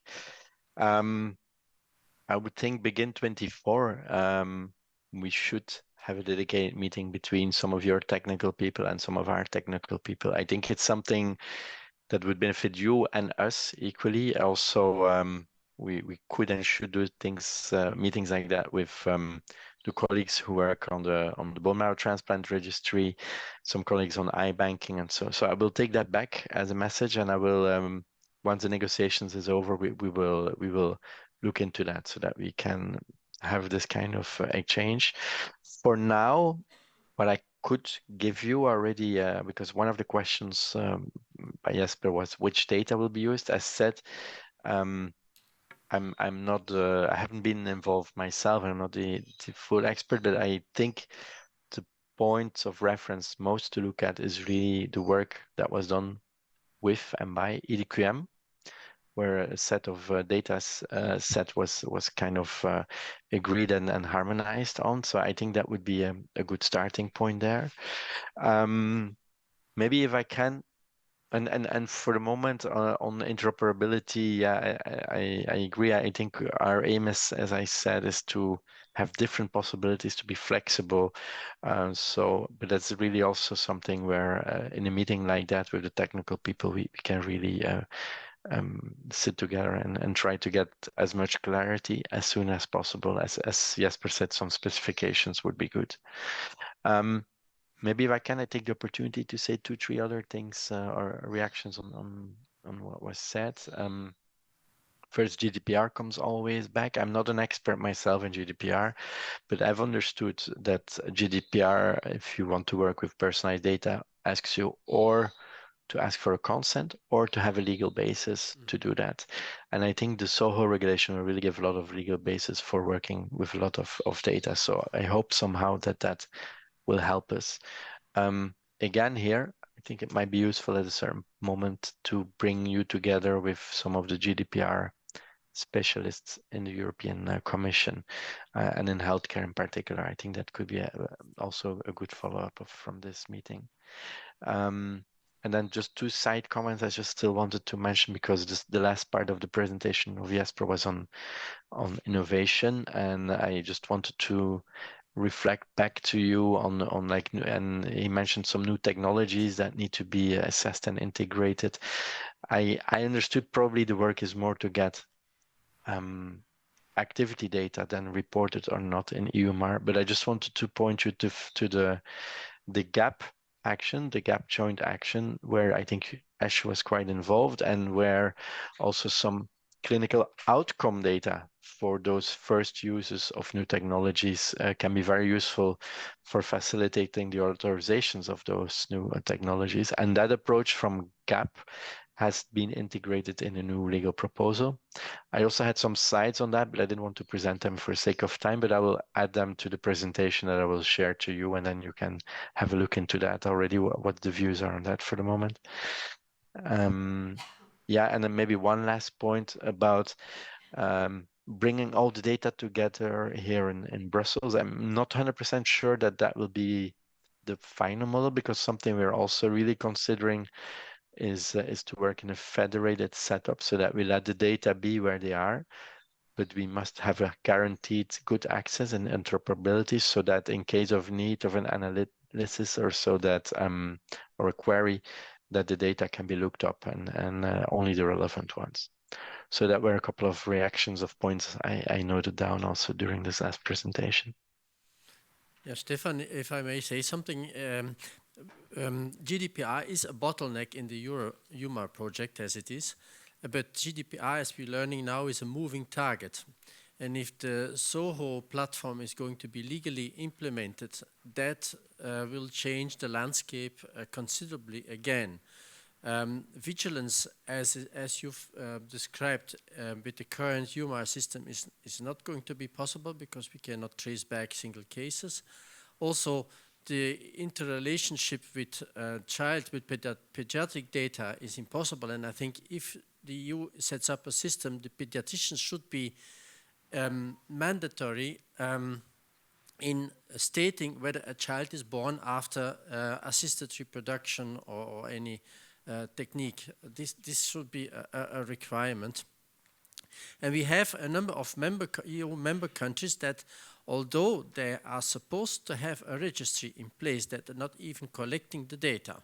So I think somehow the European Union will have to implement an obligation to all the member countries that they do collect data.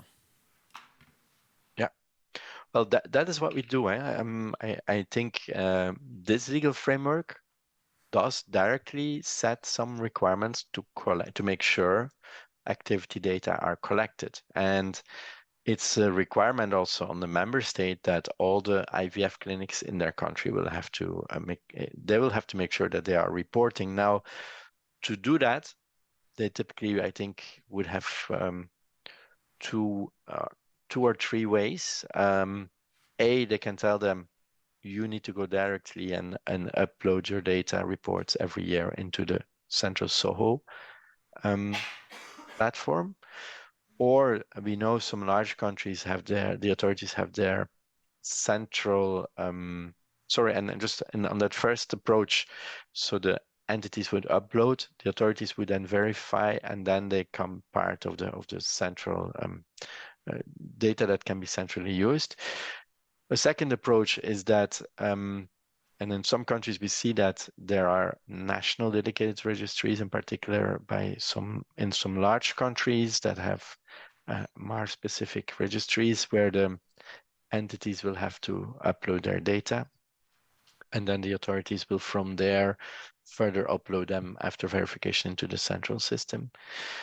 And a third pathway, I think, is the interesting one for you, and I think in particular for quite some smaller countries also, is that the professionals or the entities could upload their data into a registry like EuMAR, and then also after kind of verification where the authorities need to have a role in, the data can be shared and uploaded into the central SOHO platform. So we do not directly, we will make all pathways and options possible. We would plea, but not to, we would plead that I think it would be useful for many countries to know about EuMAR, and for some authorities that are maybe wondering how are we going to implement everything, EuMAR is kind of good news, because you can have kind of agreement with them. Sorry, that was a long answer, but I just wanted to reassure you that actually with this new regulation, there will be effectively an obligation on everybody to report the annual data. Stefan, Jesper here, thank you very much for your comments, and also again for your lecture. The first comment, I don't think we should bring all the data to Brussels by carriages and horses, but a cloud solution would be beautiful. It's very cloudy, as you know, in Brussels. So if it could be available in a way like that, I think that would be the way forward. Again, a lot of remarks were being made about the legal requirements, and I'm happy that the EU takes a part in it, where regulations and even legislation may follow, and as a result, a lot of countries might be more tempted to be able to provide the data for if there's, since it's not clear yet, in a way, a lot of countries say the data are not allowed to leave the country. And if there is a legal basis for that, I think that would be helpful for everyone in the room. And the last part, I'm looking forward to the technical meeting where we can see how we can work on our interoperability, so we can make sure that everyone will benefit from it. And I think we can learn from each other, and then we can take the next steps. So thank you very much. Okay, look forward to that. And I think the cloud, again, I'm not the technical expert, but I see that the cloud solution is actively explored. So, yeah, but as said, it's probably best that we bring you and some technical expert together. Yes, Stefan, thank you again for being with us such a long time. I know you are very busy. So have a nice end of the day. Thank you again, and we will go on with some discussions from the floor here. Very good. Have a nice continuation. Do your bit. Bye-bye. questions.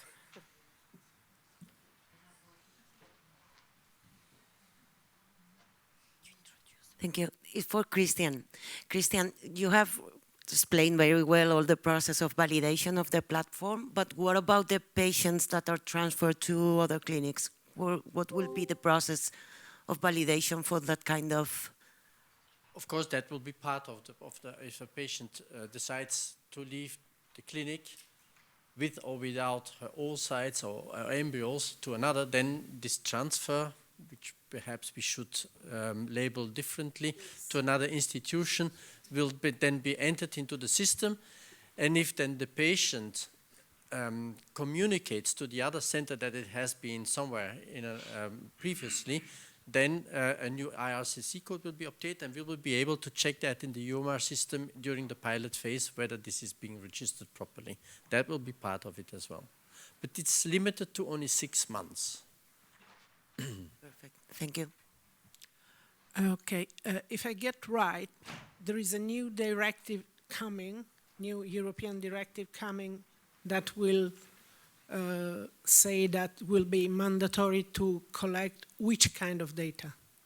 That's the discussion, but there will be data on human substances, and our field will be one of the fields that will be a very crucial part of that.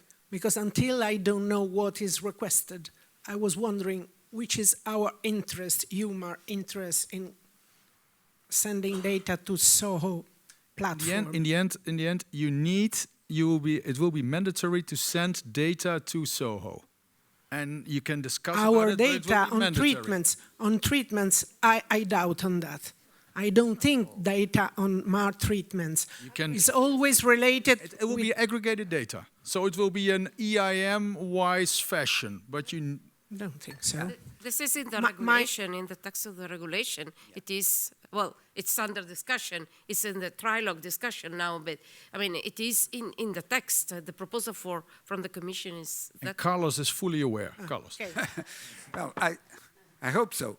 Well, there will be transfer mandatory reporting to SOHO platform.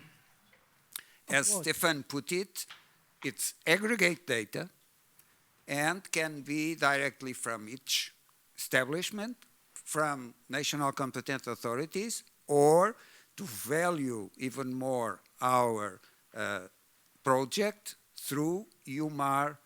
But as was shown in the beginning this morning, although we collect data cycle by cycle, the data that is planned to send to EU, SOHO platform, or any other entity is aggregate data resulting from the digestion of our cycle-by-cycle system. So it's not the treatment data that will be in the SOHO platform. The discussion will be for the future about the European health data space, because that's a completely different philosophy. But for now, we are talking about aggregate data that we can provide directly to SOHO platform, not individual treatments. Did you already know if it's tissue establishment directly? Because I'm wondering where there are national competent authorities or national registry made by a law. I don't think it's a national registry that had to complain with SOHO requirements. It's not the tissue establishment. Of course. Those are possibilities for so these all are summary data. Yes, all the possibilities data, in the different EuMAR countries. Data. So this is a completely different thing, because EuMAR is a project collecting cycle-by-cycle data, not summary data. True, but the EuMAR can provide as a tool to provide these data to SOHO. And that will be aggregated data as shown in my presentation on a yearly basis, etc. So in a way, it's a different way of reporting, but the EuMAR could provide as a tool to be able to do so. And if you will provide the data within EuMAR, we want to make sure or help the SOHO communications to be more easily, that you will provide the data within EuMAR, so you will have your registry within. No, many steps, I know. No, now not at many the steps. moment we are collecting summary data, then we shift into no. cycle by cycle, then we come back to summary data. We start off with a cycle-by-cycle registry, and this cycle-by-cycle registry will provide the data for SOHO with one, and we need a technical solution, I agree, but that should be feasible, that if you have the data on a cycle-by-cycle basis, you can provide the data to SOHO easily on an aggregated basis. If so we you are only have obliged to enter send the it data to SOHO, once. that's correct. I didn't know that we will be obliged to give to SOHO. And SOHO will even be mandatory in Italy. Yes. Yeah.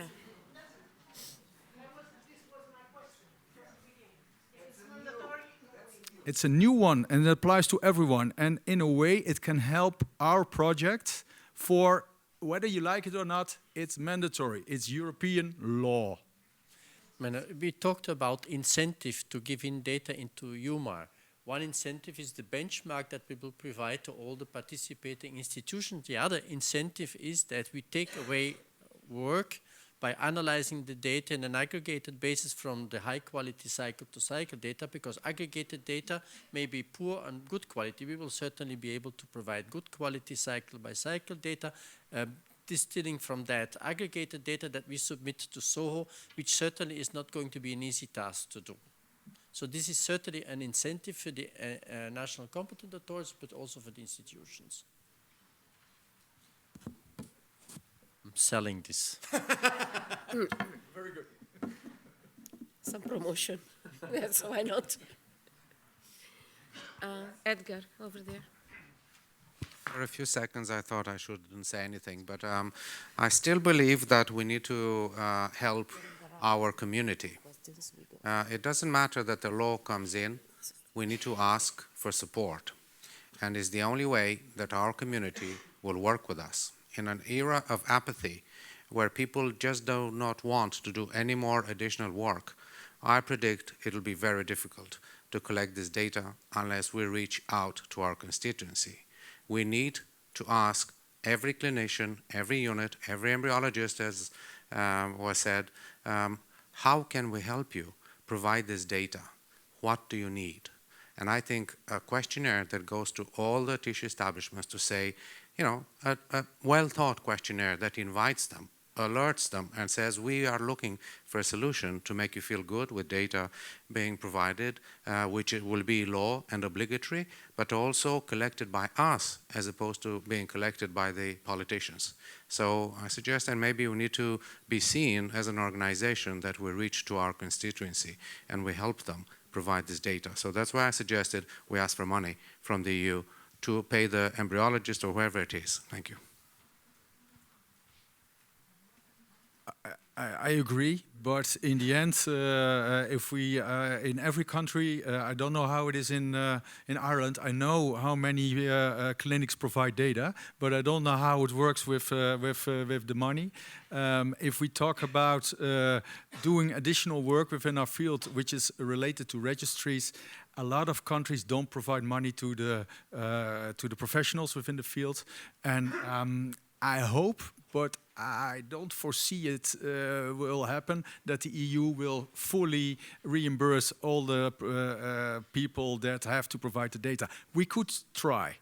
We can say, you implementing these laws, we want the money, let's try. But in the end, I think they will say it's law, and how you will do it, it's up to you. And then EuMAR comes in, where we have an alternative, where we can have something that will help the clinicians, and we'll provide it for free.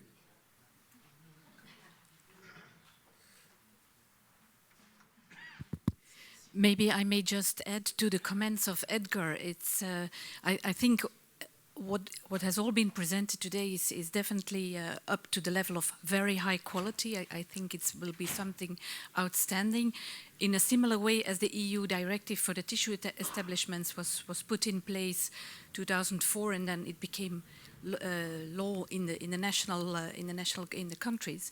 But the thing is, we just last week made the calculation of what putting in place EU directive in terms of tissue establishment costs, and we found out that most of the clinics actually were not broke down, but they were in red when they had to go to their medical direction, which puts us a bit in a particular place, and adding more of these high quality level things, which I surely think we have to do. I think we all the ones are here are at least convinced, but there is a discrepancy between the funding to do so and also to make sure that people are willing to do so, because usually it's a matter also of funding. That is definitely we will have to take on board, and I think the suggestion of bringing a new project to EU and ask for money to assist centers, particularly the ones where the resources are probably even more limited than in other countries, I think it's part of the possible success of the EuMAR. Because the EuMAR, I think, in terms of what it means, is a success already, just the fact that we are thinking and considering, but having the practicalities to put it in place, I think it'll be another challenge for the next couple of years, I think. Yeah. I fully agree, and my work package is on future innovations and future developments. One of them is that we have to think already ahead about in 2 years' time the project will end, but will EuMAR then end? If we have to provide a solid basis, and one of the steps forward for the future is that we apply for new funds to keep the process going. So yes, I agree with your plea for not only the smaller countries and also the big countries that have to provide more money.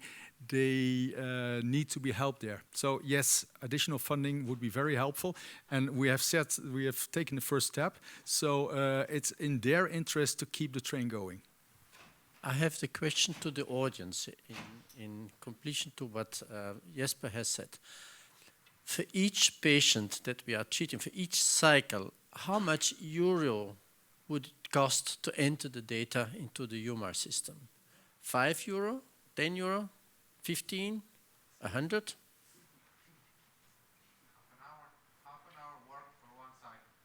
Half an hour. How many euros would that be in Ireland? 10 euro. Who says more? Those are the countries that have not yet entered any data. Because all the countries that have already some system, they have maybe more 10 minutes, not half an hour, because the system is already in place. This is Ireland because they are starting a new registry, but all the countries that have some kind of registry, the additional work will be to ask for the IRCC. Yeah. Otherwise, there is the usual work sending the data. So that's 5 euros then? I don't know.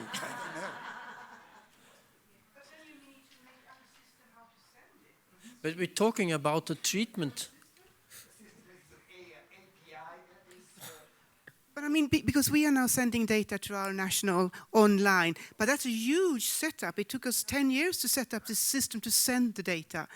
So I don't see how you can make 1,000 clinics send their data, even if you've already entered it. How are you going to export it from your system to the national competent authority? Yeah, if you have one.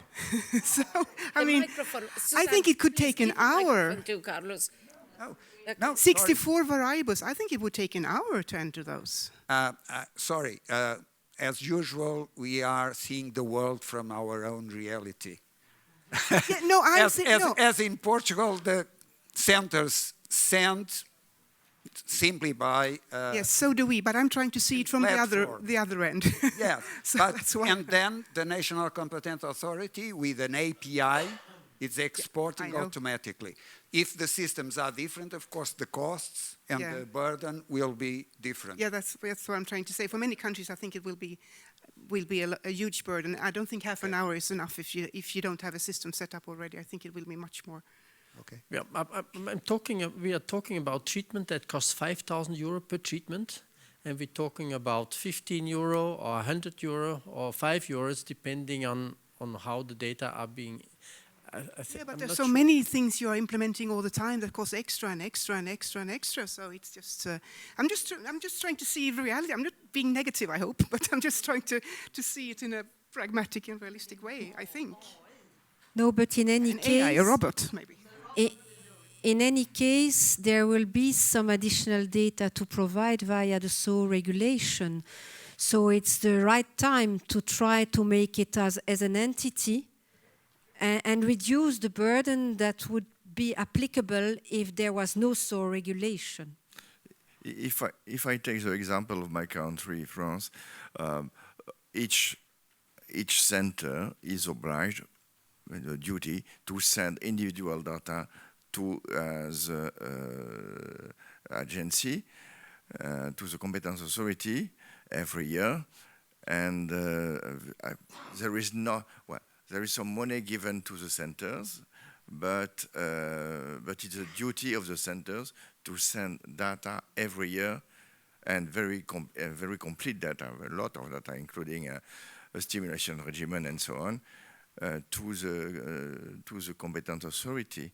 And these data also serve to the centers themselves when they want to make their own study.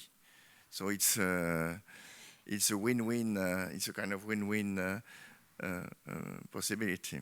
You are right, Jacques, but this is in a system where there is a reimbursement policy and where the centers are paid, the patient does not pay, and the center are paid for the quality control and for the cost, the lab cost or the medication even. So this is not true for all the countries. So the burden will be very different, as is the landscape now. So we have to find the solutions that give the less burden to everybody. But we have to go through in any case. The story in Germany is just the opposite. So we are not getting money for putting in the data. The IVF units in the moment will pay 4 euros per cycle to run the register. So it's just the opposite round. So Marcus, so they're paying to have it in the registry. So now the only thing you have to do, they have to pay a little bit more. No, just joking. Just now the thing is, you already have a very good registry, and I think we have to find ways to combine the two. That in the end, you're entering your data. You can export it to the DIR, you can export it to EuMAR, and as such, it will be exported to SOHO as well. We're talking about countries that need to establish some kind of registry and are confronted with the fact that they need to report to SOHO in a few years' time. And if you're working in Croatia, that will be a burden in a few years' time. And then you need to set up a way to abide to the SOHO platform. And then EuMAR could be some kind of solution there. Well, we had a small EuMAR in Germany. So we had a medical register, DIR, and we had a governmental register. And it takes 6 years to organize that they have the same, that both registers will use the same system. And the data set is also very equal. So it was a hard discussion not to organize that the people will have to put in for 2 different systems. So my idea is this is the most important thing, to adapt to the local data sets, that it's not too much information more. No, and we had an ambitious goal, and we've talked about 46, etc. I hear that a lot. If SOHO wants data on only 20 parameters, we'll see what happens. But without setting an ambitious goal, we can stop what we're doing. But you were talking about 5 steps. Let's see where we get. Yeah, just a comment for another question. Just a comment. We in EuMAR have several objectives. One of them is to make life easier to fulfill, to answer this legal request. At the same time, the legal request can help EuMAR. But we are talking from the future, because this is 3 years feasible exercise, and then we'll see if it is possible. And the validation that Christian talked about included the percentage of cooperation coming from the countries, even those that are available to participate. Then we'll have objective data about all the difficulties that we are now foreseeing, and they are more than valid. But for EuMAR 3 years' time, or 2 years' time, we'll have a little bit easier life. No, wait, just 1 second. Yeah, I can. I'm Rob Gooyen from eFertility. We are currently working on making the registry. Maybe some response on the concern of double input. I can understand that. But our goal is finally to optimize the integration between systems. Also, we start with having a manual interface, as you just saw. The goal is finally, you have some EMR players like Meditex, IDs, ourselves, eFertility. And the goal is to make an interface with these systems so that things goes automatically. For example, Meditex already has 400 clinics, I think, in Europe. And there are 1,500 roughly in Europe. So I think we should do it in a smart way. The second is that's the preferred way. That is for countries that does not have a register. For the countries that do have a national register, we really should go via directly to the register. So there's one central point, because you are already delivering the information automatically, probably, or manual to that register. If we can take that information, then that avoids double input as well. So that is our aim for the project, I think. Anja, very last.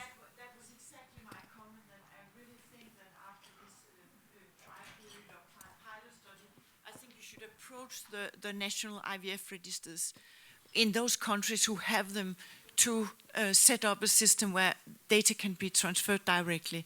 That would really be something that then it is meant to be. Anja, that is foreseen. That is foreseen. Yeah. Very good. Very nice suggestions. And let's change the word transfer, because for us transfer is another story. Take another. Shift. Use the word shift. Shift. Excellent. So we okay. Use embryo shift and yeah. transfer. Okay, so let's move the last presentation. That is, where is Laura? Laura Rossignoli. You may think that she's Italian, but she doesn't speak a single word of Italian, except she can only say ciao, pizza, pasta, spaghetti, macaroni, gelato, and so on and so forth. But nevertheless, she has a beautiful English, so she's the right person to talk about work package 2. So please, go. Well, thankfully I'm not doing it in Italian. I will... Well, work package 2, yeah, that's me. It's communication and dissemination. I have the pleasure of leading the project support team and all the work packages in communicating everything that you're all doing and discussing and making sure that we create that awareness at the end of the day. Good communication is the bridge between confusion and clarity, and I think that's been made really clear in today's meeting with some great questions and discussions that have transpired from the presentations. I will talk you through a little bit of what we've done over the last few months to note that obviously communications is an ever-growing and evolving subject, and depending on the way our work packages go, we will follow.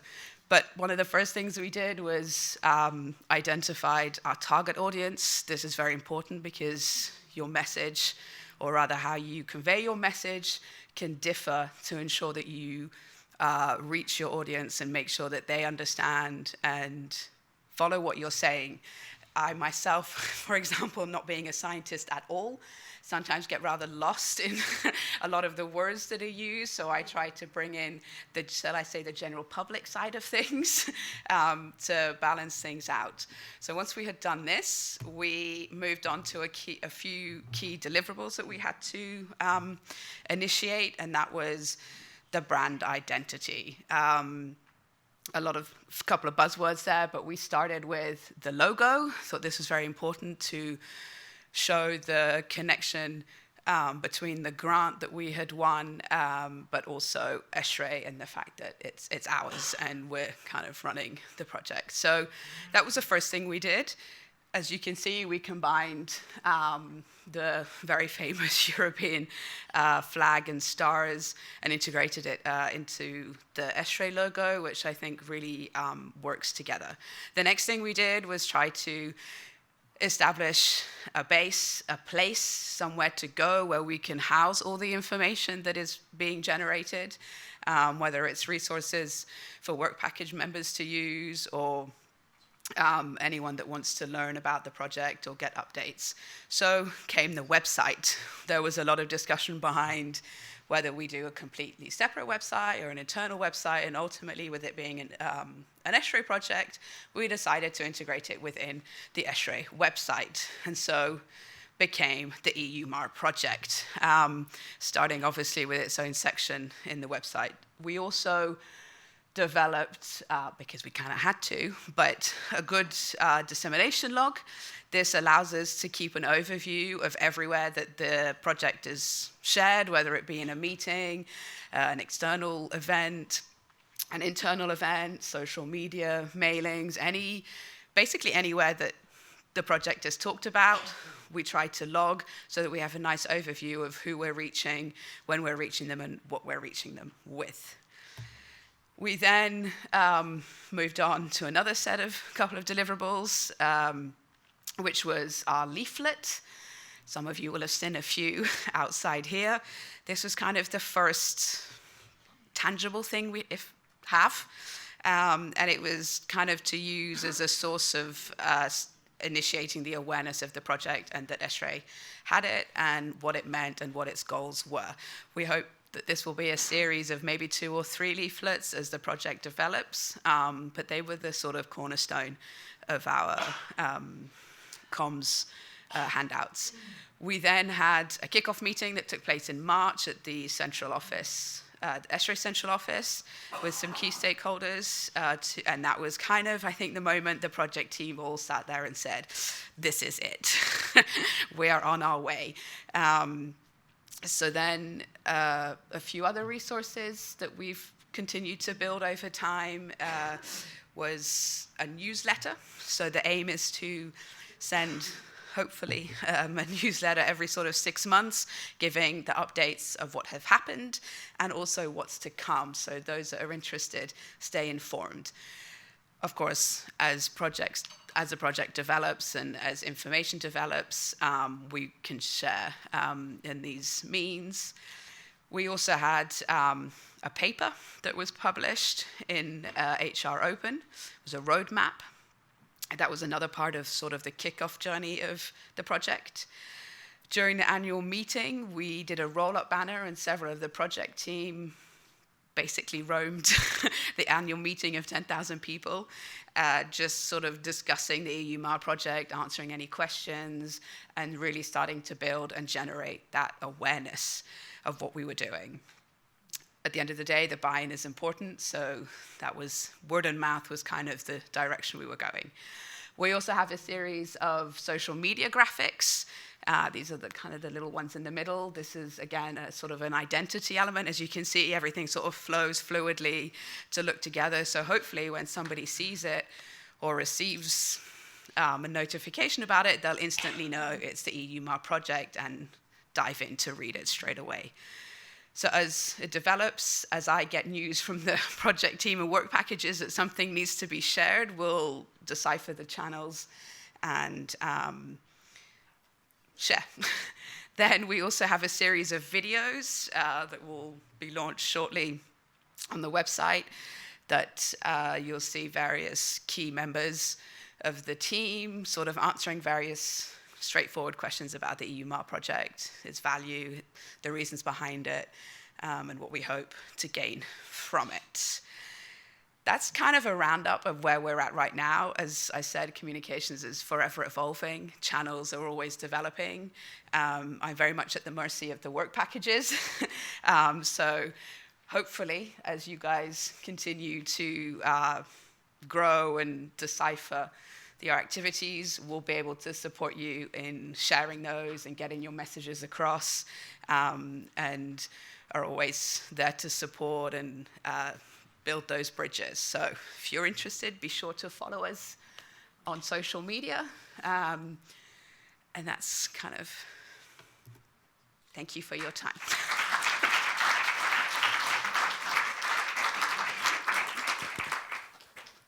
I guess we are at the end.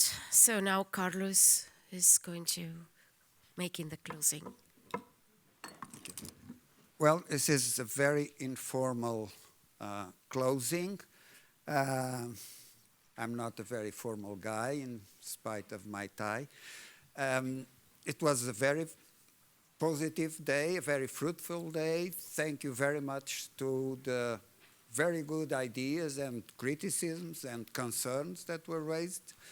Of course, this is an ambitious project. For now, it's just a pilot, it's just a test of feasibility exercise, but if it works as we hope, next meeting will be more active and even more difficult, facing the future. So it's everything for today. Thank you for having been here and so participant. Thank you, of course, to all the speakers. And I wish you a very good trip back home. And I hope that we have convinced and solved some difficulties for this first part of our long-term project. Thank you.